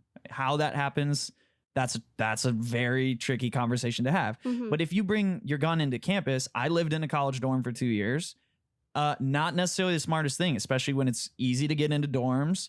There's suite mates sometimes. People are drunk. People are drunk and drinking and are Arguing. young. Yeah. Like, you know, So is that only so you're bringing Two weapons can- into but- school, well, listen. making them accessible to people. If somebody finds out you have a weapon, then hey, it's easy for me to get that weapon and then engage it with other students. So there are around me. already, especially in Texas, there are campus carry laws there, and it's Of worked course, out. yeah, Texas. Well, yeah, and it's worked out very well for them too. So, you know, what the arguments you're bringing up are arguments that are already kind of out there, and people are already bringing guns into bars in Ohio.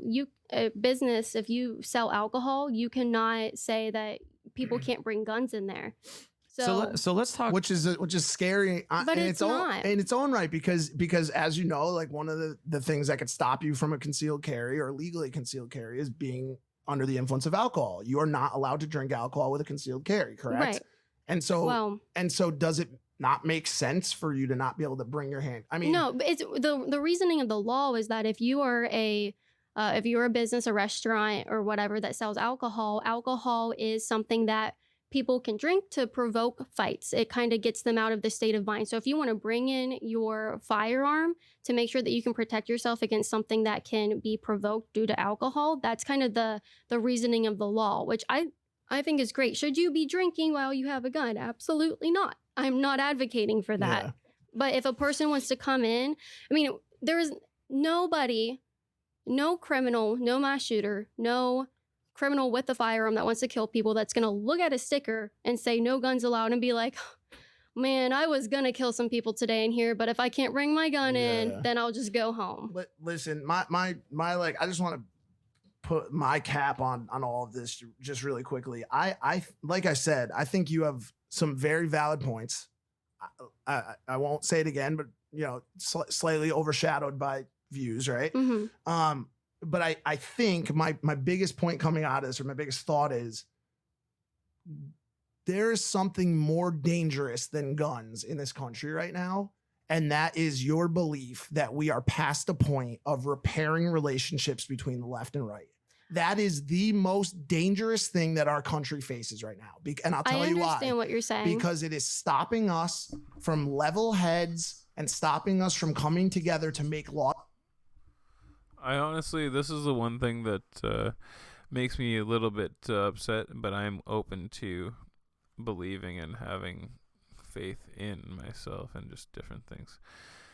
I fully believe and agree with what he's saying here in this statement, but him as an individual, I don't necessarily feel as though he believes this statement. The way that he's engaging in this conversation and or perhaps he does feel this way, but he's just so far, his mindset's so far opposite of mine. Like I said, the end goal is usually the same. It's the means and the way to get there. Nobody wants to see people be harmed, at least in a productive society. Nobody wants to see anybody hurt. Nobody wants to see anybody... Oh, you guys can't see me, can you? Nobody wants to see anybody being just discriminated against or anything like that. And I understand where he's coming from with that, but the way that he tries to get his point across, I just really just disagree with. But some of the things that he's saying, I do agree with, like this point, but a lot of the things that he does say, I also disagree with. But I'm not going to not give him props for saying things that I do agree with, so there you go. Laws that benefit this fucking country. I Okay, and so agree. until we start to cut the bullshit. Stop looking at the left as liberals and leftist ideologists. And by the way, the liberals stop looking at conservatives as rednecks. And okay, until all that shit stops and we come together to find common purpose, we are fucked. We are fucked. Well, End of story. On that point, building off that, I think it's always important to go back to how this country was founded. And obviously there was flaws. Like when we dished out the Second Amendment, you know, African Americans, Native Americans Right. were not allowed to have weapons, and still in a lot of How areas. did gun control start? A racist system. They did not want freed slaves and black people to have firearms. That's how gun control started. Gun control is super racist. So, you know, building off what you mentioned, though, you know, I love this quote from Benjamin Franklin. He says, "Those who would give up essential liberty to purchase a little temporary safety deserve neither liberty nor safety." I think that's important to address when we're talking about this argument. How do we move forward? Because if we're all going to sacrifice our liberties, which is our freedoms, to have what we are trying to all come together and identify as safety, right? Both sides Right. want safety. They don't want to be scared of weapons, and the people who have weapons want to protect themselves against weapons. Yeah, and so the right general side- cause Yeah. is there. Like the good intentions from both sides is there. So do you think it is? Because it's safety, Well- you know, and your definition of safety is completely different to somebody else's. And that's not going to change. There's always going to be Yeah, two absolutely. ideas. So at what point does the conversation, and I think this is something that we've really avoided from both parties because of these combative ways of talking, at what point does the conversation not start at guns, but instead moves to mental health and ensuring that our nation actually cares and understands what mental health even is? I mean, that's a good point. When do we start? I mean, I think both sides, I've never seen someone say that mental health isn't something that we should focus on when we talk about guns. I've never seen anybody say like, no, let's not talk about mental health. Because what drives someone to go and shoot up a school? Mental health issues. No sane person is going to go do that. So it is all mental health. It's how we raise our families. It's how we treat each other in society. That's what I'm talking about, mental health. And I absolutely agree with you. So do you think your videos of you going out to campuses and you doing all these things with weapons, do you think that's just for clout? What videos? Going Like, out to campus. Being so and- combative then, if you know it's about mental health, but you want to really make it about guns, do you think that that's kind of not productive? I guess I don't understand. He's like, are you poking the beast? Are you instigating to instigate? Instigating 'cause- to instigate. I will tell you what, I don't go out there and go and treat people poorly just to get a reaction. Never. If you like go on our YouTube and look at these videos or you look at my Twitter, I will never go out there and start provoking, because if I'm carrying, I carry to protect myself from those type of situations. I'm never going to put myself in one. The one situation though that I think is not accurate is you put out a video, to what you just said. You put out a video where there was an obese lady and Yeah, you told her let's to talk eat the about that. mic Well, or you said eat it, and then she got mad at you and you said I carry. Like, so, okay, let's talk about that. Off camera, she had already hit me. She had already pushed my cameraman, Michael, over there. Why were you not filming that? You just weren't? So I don't know what if he was filming that. Was But it just in the lead up to it? so it was in the lead up. We were in the middle of a protest just interviewing people, and these young group of girls recognized me. And as I was standing there, they started getting like really pumped up that I was there. And they were, when people see me, they're like, oh, let's go say something to her. Let's go say something to her. Let's be heroes. So they were coming up to me, and I tried to talk to them. And then I was getting their interviews or whatever. She starts cussing at me. You have a fucking assault rifle. And I was like, what is an assault rifle? I was trying to just talk to her, like challenge her, like, tell me what an assault rifle is. She starts getting really heated. And once I start like telling her that she doesn't know what an assault rifle is, she starts getting real mad. She starts getting in my face. And then we ended up just walking away from her and going to the other woman who had the boobs drawn on her shirt in that video. And then she starts over here screaming again because she's getting pumped up. And she's already hit me. She's already hit my cameraman, like I said. I think as soon as she hit me, he put his camera down because Why not? If something's going to happen, what's more important, making sure that the situation gets diffused, or getting them views? It depends on who you ask, because he would probably keep filming. Well, no, like I don't like that. Yeah, I of don't course, want to of get course. filmed. I don't want to be filmed getting assaulted. I'd rather stop it. That's not my I point. mean, but that would enhance your argument. I think they were genuinely serious with that. What's wrong? What's better, diffusing the argument or getting them views? Yeah, definitely getting them views. You got to get them views. But in all honesty, like you said, like he's about to say here, which I paused it in the middle of once again, it would definitely help her argument because she doesn't really bring up any facts. Like she doesn't have any evidence to prove her point. To say that the woman was assaulting her beforehand, and it was pretty confrontational. If you haven't seen if you haven't seen that little interview or video there, look up Kaitlyn Bennett, I carry, and it'll come up right away for sure.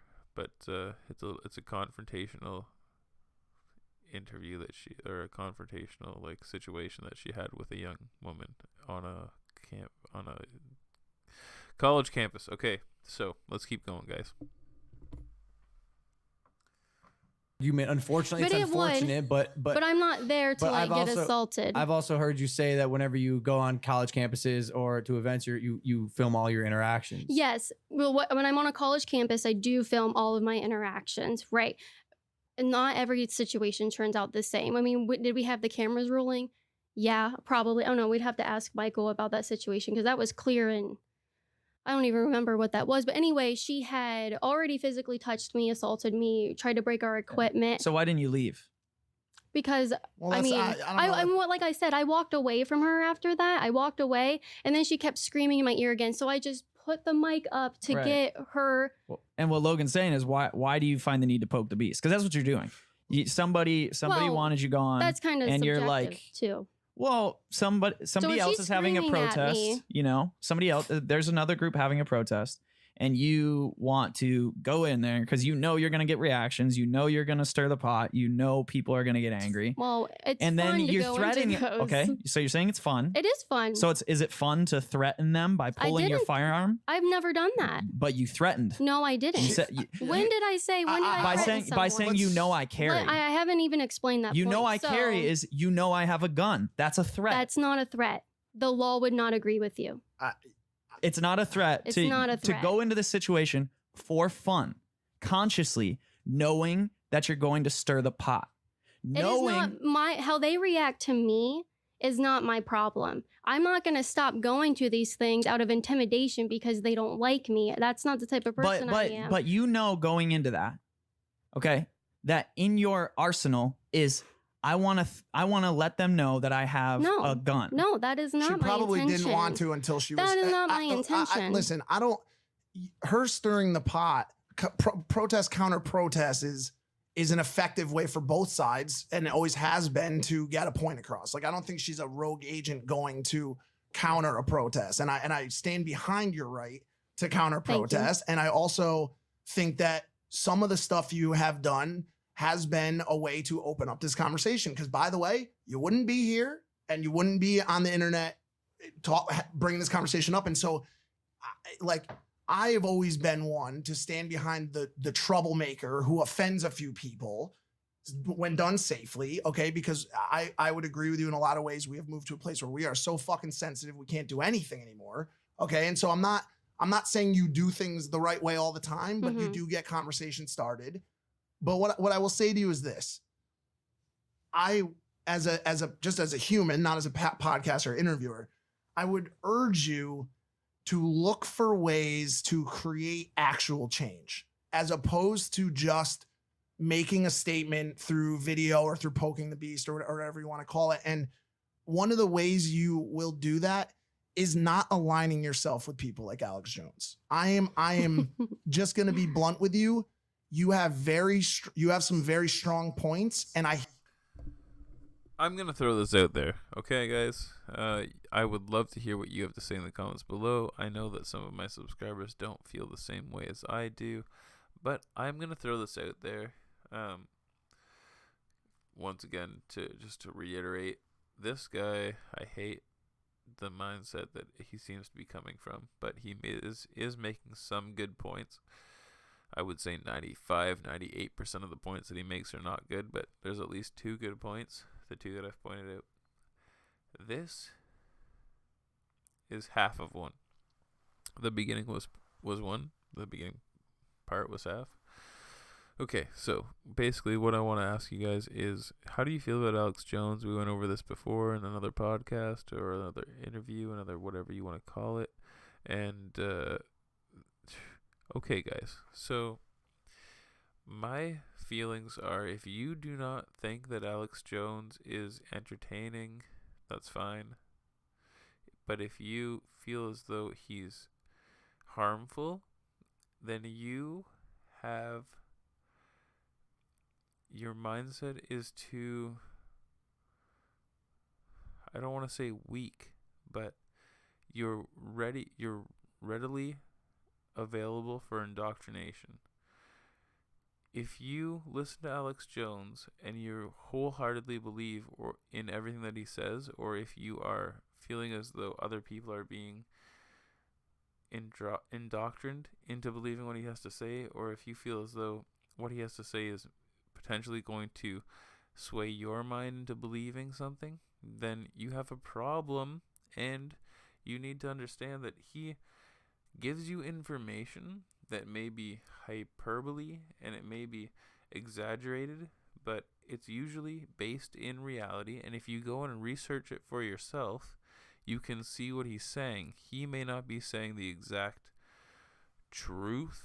It may be hyper inflated, like it may be extended a little bit farther past the truth. Like they're turning the frogs gay. Like who's turning the frogs gay? You know what I mean? But the reality is there's a situation that is worth looking into. And so look into it, guys. Come on. If you just look at Alex Jones and you think that he's crazy and he needs to be locked up, you have a problem with free speech and expression, free expression. He is an interesting outlet for information. He gives you information in an interesting form that isn't necessarily serious, but gives you information that you can look up for yourself and research for yourself. And when you do, you often find that it's based in reality. I hate that you're going to get lumped into the category of people that are clinically fucking insane. Okay, like I don't agree with that. That's fine. You don't him. have to, but understand that that's what 99.99% of this country thinks, and that's fine. And so, do you want to be the 0.001% of we're right and every single other person is wrong? Like we talk about data, maybe there are some times you should listen to it. There is a lot that I disagree with on Alex Jones. It doesn't mean that I support everything he does or everything he says. That's not the case. But InfoWars and Alex Jones gives me a platform to where I can reach more people. They let me take what I do already and make it a job. I get income now. So this is a way for me to get my message out, but also getting paid to do what I love. So just to stop you right there, you're slightly willing to risk your reputation for profit is what you're saying. I don't think that hurts my reputation. I don't. I don't at all. Alex Jones has been smeared by the media so many times. He doesn't need a smear. I just watch him and watch the things he says, and it's pretty fucking evident the dude's got a problem. It's not just you. I mean, that's everybody. We all watch him. He's eccentric. He's crazy. That's what I'm getting at. But he doesn't mean he's wrong on everything. It doesn't mean he's I wouldn't want that guy owning a fucking handgun. I'll tell you that much. He's not wrong on everything. But what Mike's saying is that you're identifying with someone who is so far in the direction that they're like one of the only people in the world to get banned. And like why? Twitter and Facebook. Like Twitter, Well, no, Twitter has Twitter. You can have post porn. You can't Alex Jones can't have an account. And isn't that scary? That shows what type of man this scary. is. No, that shows what these people are trying to censor. If there's porn out there, and then they want to censor Alex Jones for crazy opinions or the things he says, don't you think that says more about Twitter? Well, and they're censoring him for reasons that he's a dangerous dude when he. An exemplification of the two mindsets that we're looking at and that we're researching here. Like, come on. Okay, so that shows you the mindset of, like, the people that are they were willing to show porn on their website, but they don't want opinions that disagree with the way that they feel on their site. And then these two guys are, well, listen, like what he says and what he's saying is not good. Porn. It doesn't matter what type of porn. Porn. Well, legal porn. All legal porn. Like.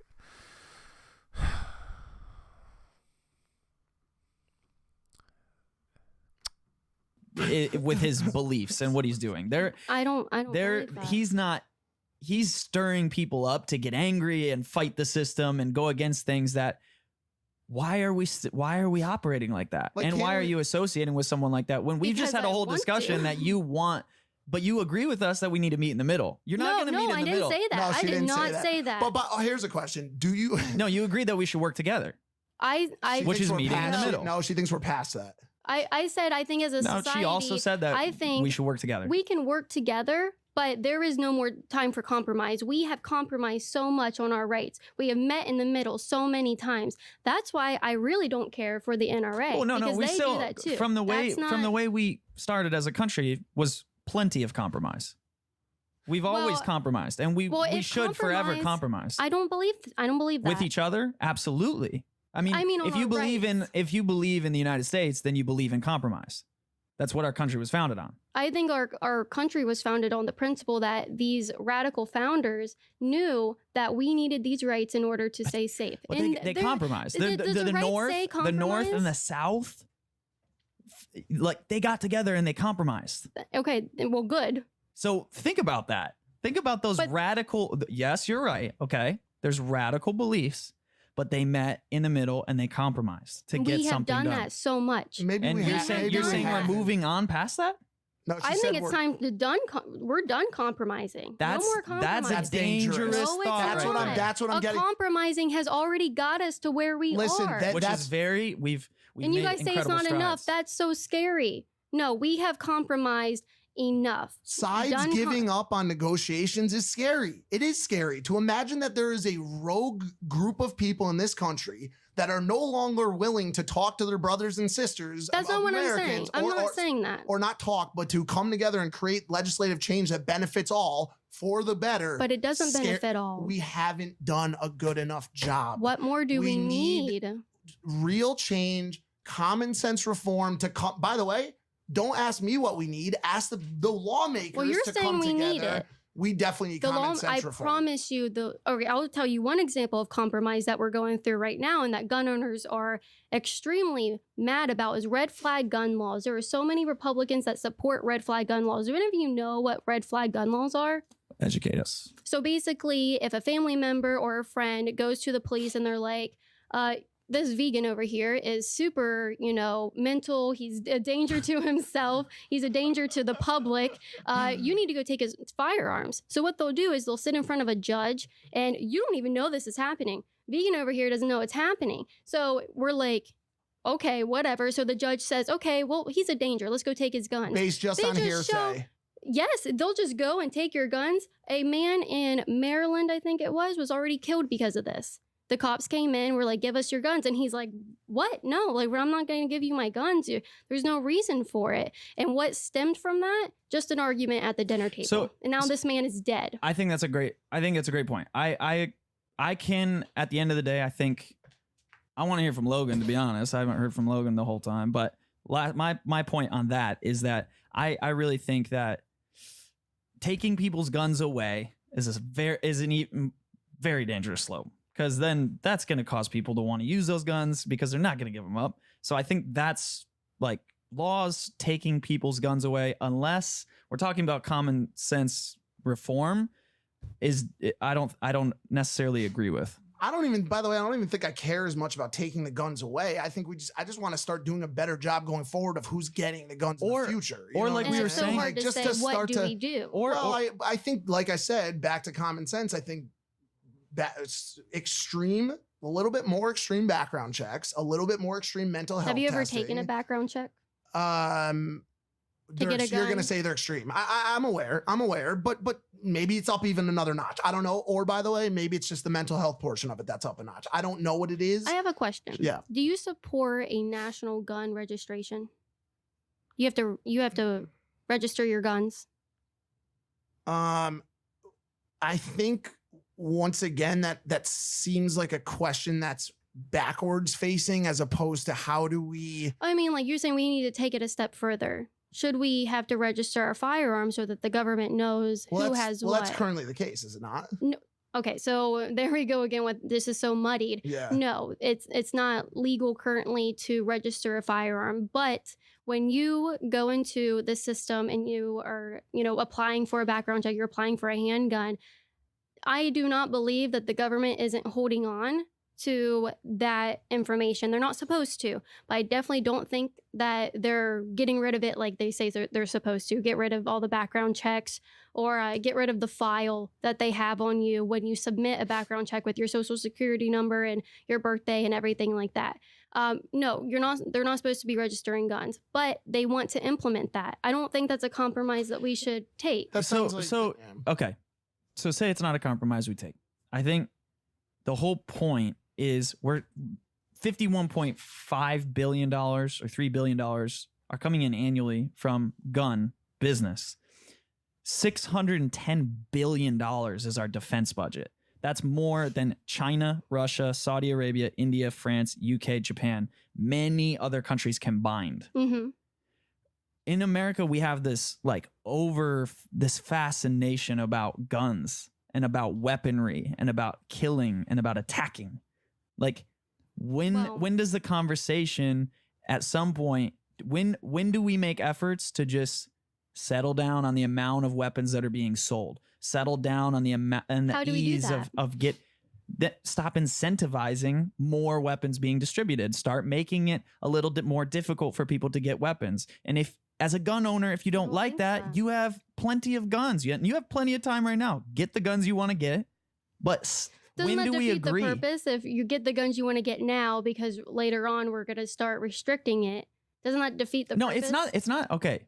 It's how do we move forward as a society with compromise to So Again, on a final note, like another final note, we don't move forward with compromise. I think that's we where have you compromised way too much. I stand 100% firm. But you're no more So that's like a communist mindset. No, it's not. A communist does not want an armed society. No. It's a dictator mentality. A dictator would say no compromise. We're taking your guns. I'm saying no compromise. But it's no compromise. So you're a dictator with that mindset. No, absolutely. No, you're not saying. Would not say, please have all these firearms so that you can. Okay, you're looking at the specific. I'm talking about the mindset. You're on the other end. Okay, you're believing. Okay, we have these guns, but it's a dictator mindset. If it's I'm a my way, and this is going to happen. That's why I want people to have their rights. Then so be it. That's fine. That's fine with me. That's why our country is going through so much trouble. I don't is think people so. with your mindset that I don't think it's my don't know mindset. how to humble and talk with each other. I can't hear anybody anymore. Yeah, neither can I. Damn, you took out the whole fucking. Okay, it's bad. Did I fuck up? You fucked up. I've just been listening. Do you want to go headphones out? Can you hear yourself? I can hear myself okay, now. yeah, we're good, Yes. we're good. I think just on a final thing with that, I completely disagree with you on that note. I really do. I think the only way to a solution is through incredible both compromise, collaboration, and creative thinking. And that is how this world fucking works. There's no discussion about it. And I know you shake your head, but you have become too radical for the center aisle. You've become too radical for the right. You've become too radical for the NRA. And you are now are now aligned with someone who should be locked in a mental facility. What? Explain to me how he should be locked in a mental facility. I have to tell you that if you are able to just take your arguments, make a little bit better optical approach to how you do them, and bring real legislature and real urge for compromise from the things that you want, find other like-minded people on the other side to conversate with, and start organizations that push for the right changes, that you will see real change in this country. But if you continue, like people on the left do, on the far left, continue to isolate yourselves, arm yourselves, and prepare for some sort of guaranteed war between yourself and the rest of America, Well, that's not what I'm doing. it is what it's going to end in a bad way for I think it would, everyone. if it came to that, but I'm the one that's prepared, I would say that it's not going to end badly for me. I'm not saying that I'm out here trying to urge people to arm themselves able to go out and start the fight. I'm not saying that, but I think it's stupid if we act But like you're preparing for a fight. Well, you're preparing for a fight. That's your the people who follow you and the people who agree with you. That's what you guys are doing. we prepare to be able to defend ourselves. Why don't you go out and prepare others so that they don't have to do that? Yeah, like Why don't you put more focus on that? To some focus, even like take small steps, as Jay Shetty said. Last thing, if one of your biggest worries and threats has been to defend yourself from a tyrannical government, and I know you hate the government, and you're scared of it, and so you may win the fight against leftists, but I'm telling you right now, when those F-16s start dropping bombs on you, you are going to lose. That's why I say that gun control is not in our favor. It's not. If that starts happening, who would you rather stand beside? Someone that has a handgun or the same weapons that are being dropped? At that point, dig my hole. If our country starts dropping bombs on us and going door to door with Swalwell, C4 that's and what shit, he wants. He threatened to nuke gun owners that don't want to give up their firearms. And like I said, you got as many problems on the left as you do on the right. And I'm not saying everybody on the right is right either. So I'm right there with you. Hey, I'm back. Hey there, Hey, Logan. Hi. Damn, y'all. Interesting conversation. I have a question. Would you consider being less radically charged in order to further your viewpoint? Or are you set in stone on this is my mindset and this is how I'm going to approach people in situations? I mean, what do you mean by that? How I approach people in situations? I do think you instigate, and I do think you provoke. And this is coming from someone who fucking provokes. And I know that energy. And I often think the way you approach people with your InfoWars microphone can be somewhat threatening to people and make them feel like they That's not need a threat, though. No, I'm not. I didn't say. I said somewhat threatening.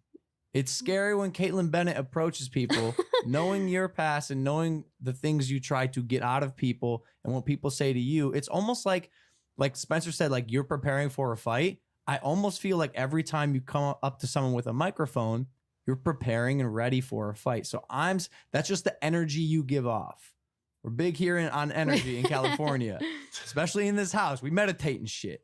I'm just saying, I think because you do make a lot of valid points. I'm not saying which ones I agree with or don't agree with. Mind you, I'm from Ohio and I grew up hunting and I've hunted. I grew up with firearms. My dad owns firearms. I think you could be more effective with your message. And this is coming from a place of love, 2019, love. If you just take maybe a minor step back with how charged you enter conversation. That's all I'm saying. You often give affirmation without, I feel like, absorbing information. Do you hear what I'm saying? I hear what you're saying. I've heard the argument a lot, and I have learned a lot, too, going through this. Am I proud of everything I've put out on Twitter? No. Do I? Like I said, I felt bad after that because that came off completely wrong. And a lot of times, people will make up things that I've said. So many times they've made up things that I've said to people on campus. They go out and they lie about me, about things that I've said or how I approach things.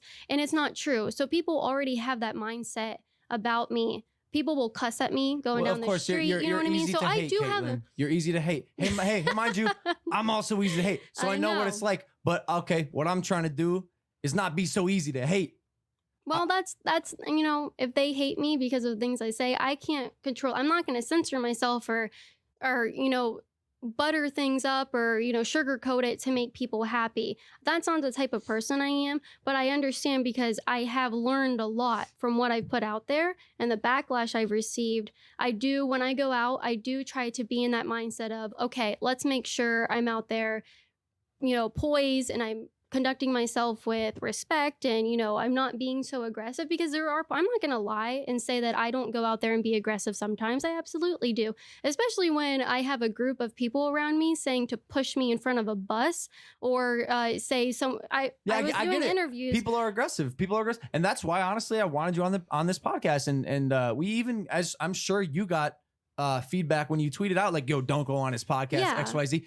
We had people like, don't have this girl on your podcast. Yeah. I don't agree with that. I don't agree with shutting people off without hearing them speak. That's fucking dangerous and ridiculous to me. And that's going to set the country and humans as a whole backwards. Well, I think there's a lot of lies out there about you or misconceptions about you. And there's a lot of that about me too. So when people were like, don't go out there, he's X, Y, and Z. And I'm like, you do realize that people view me like that too. And you're my friend and you know it's not true. So maybe that's not true about Logan. Or maybe it's not true What have you heard? I'm like, I've just heard that you were a dick in high school. You and your brother are ridiculous. You don't say. Whoa, hold up. I was a fucking gem in high school. All I did was study and work out. Wrestle. Yeah. That's what I've heard. Jake, on the other hand, as he said, was not the same way. What else have you heard, yo? I've just heard that, you know, you have no feelings towards other people and that it all came back to the video in the forest. Okay. All of it was about that and stemming from that. And then they made assumptions about your character, about all of you based on one video. And that's what happens to me a lot. And I was like, well, you've gone viral a lot. A lot. And a lot's based on, you know, things that aren't true or not the whole context of the story, which that's just the way it is. Yeah. Listen, let's cool off. We've been talking for a little bit. Yeah. I want to close out here with some pretty simple, easy questions. You just got engaged. I did. Congrats. This is the guy. Thanks. Wow. Hi, Justin. So, this is wrapping up to the end. It's been pretty interesting. That's where they're at. Excuse me. They don't seem to see eye to eye, but as you can see in these closing statements, they seem to try to come to an agreement of some sort. And it's an interesting wrap up to the interview. What I'm always interested in is what happens directly after these podcasts or these interviews. The next 5 to 10 minutes before she leaves the studio or house, wherever she is, and leaves these individuals' lives, and then what happens? Just what happens in those moments. It's interesting to me. Justin? Interesting. Yes. Justin, do you can nod yes or no, or even talk. I could hear you. Do you receive threats? Do you receive hate for being with her? Oh, yes. He's got the Oh, nod. yes. People have told him that they will find me, rape me, and make him watch. That's That's terrible. not. that's Yeah, not it's, okay. That's disgusting. That's not a threat, but I don't know. It sounds Is like a it? threat. But people have like, you know, straight up definition said. of a threat. I mean, yeah, because you know, people. If I say like, oh, people say they want me to die, they'll be like, that's not technically a threat, and I'm like, That are we one's gonna? not, but the you way know what you I roll, mean? yeah. Yeah, but yeah, Are I you mean, sca- saying that they're gonna rape me, Are make you him watch. scared? Are you scared, Kaitlyn, when you go outside? I'm not gonna lie. Sometimes it's daunting because I don't want to use my firearm. I don't want to have to pull it out on somebody. I don't want to do I think if that. you're a person who wants to use your firearm to protect yourself, you're fucked up. I've literally like cried in front of the police when I've gone to them with threats, and I'm like, please do something, because I feel like if no one has repercussions, even just like even a warning. I just got called. The FBI called me when I was heading to the Airbnb yesterday. The FBI called me. Does that happen a lot? It's happened once Why? before because they had a credible threat against me. Damn. Yeah. Are you ever refused entry access invitation because of who you are? No, but I have left out of feeling uncomfortable in situations in stores and restaurants. I don't make a scene. I just leave. Yeah. If you're out there and you're gonna give Kaitlyn shit in a public setting and like call her names or threaten her, don't fucking do that. Like that's immature, you. and just like honestly, don't do that. That's immature. It's stupid. Hey, but Yeah. if you want to do it for me, that's fine. Yeah, do it to It's sick You content. can take It's it, do great. it to Yeah, Logan. I got you. He can handle it. Yo, also like, working on my boxing skills. If anyone wants to throw down in public. His hands are his weapon. One other quick thing too. I think going back to this thought of like non-compromise, this is quick. I hope that you can leave and like start to maybe shift that belief, because I think a lot of your other like supplementary beliefs about like ownership and like protection and like all this like very anti stuff is based on this belief that we are past a place of compromise and friendship and collaboration. I hope like at least open your mind to it. Oh, because by the way, I'm quite cynical myself, and I get dystopian at times as well. And I want to protect myself from the zombie apocalypse occasionally as well. Okay. Do you have an apocalyptic bunker? Do I? Yeah. I don't disclose that. No, I don't have one. No. I guess. But I think I know where I could go if I ever needed one. So Where would you go? What would be I'm your not plan? telling you. Why would I tell? What if there's zombies? Because we're all in this together. watching? I'm not a If it zombie at this happens, point. if She's it not on. happens, She's not on your team. I soy will boy. reach out to Logan and I will say, gather the troops. Let's get your crew. and Really? I will save some space I'm in the bunker going for to you. Zanesville. What? Yeah, we're going to Zanesville. Hey. I have one final. Yeah, me one- too. I have one final. You know what? No, you do the final first. Okay, thank you. Alright, Because yeah. I want The first final. This is more important. All right. Have you? This is a 2-part question, so God it's 2 damn finals. it, I'm sorry. Spencer. Sorry over there, Logan. Finals. Have you ever meditated? I have not. I have an interesting challenge to you Okay. and let's say the NRA as well. I'm not with the She don't Okay. fuck with them. No. Okay. Hey, but you know we have to work with them, I'll reach out right? and ask Okay. if they will. There are thousands of studies providing evidence that meditation helps to calm people down. It takes them. Harvard did an 8-week study that showed the reduction of gray matter in the amygdala through brain scans, that meditation brings more energy to the parts of our brain that are relaxed, takes us out of anxiety, takes us out of fear, takes us out of stress. I'm open. Yourself, you've never tried it. I have not, but I Big will. reason because you come from Ohio. I come from Michigan. They don't believe in that stuff. They think Right. it's foo-foo or Do religious. you drink Foo-foo. almond milk? I don't. Is that another challenge? Do you like soy? It's another challenge. No. Something to think about. No soy. No, I'm not soy, going that please. far yet. But my challenge to all those people is to, if we were to implement some form of mindfulness into these organizations, I think that would go much farther than talking about the nitty gritty. Do we believe guns should be here? Do we believe we should go take these weapons? Blah, blah, blah, whatever both sides are. All that's nonsense. It's opinions. Mhm. I think a great thing for you to look into is to try meditation. And if you gain some benefit out of it, then maybe promote that a little bit more.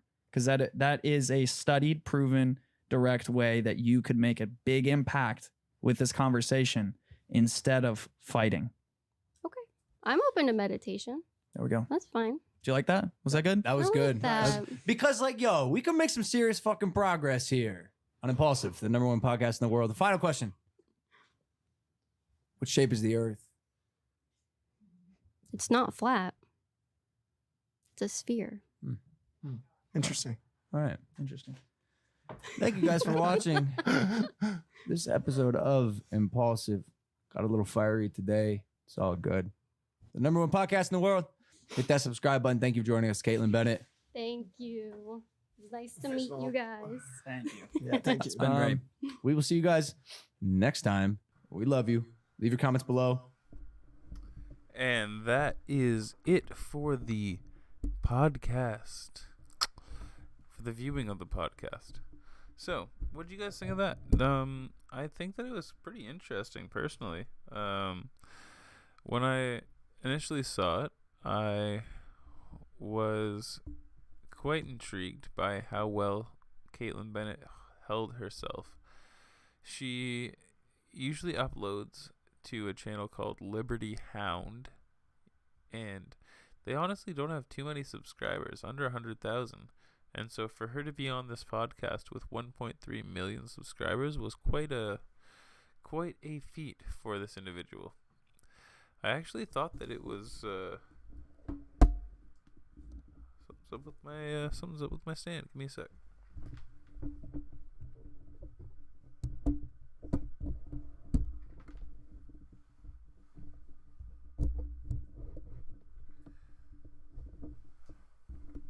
Anyways, we're back.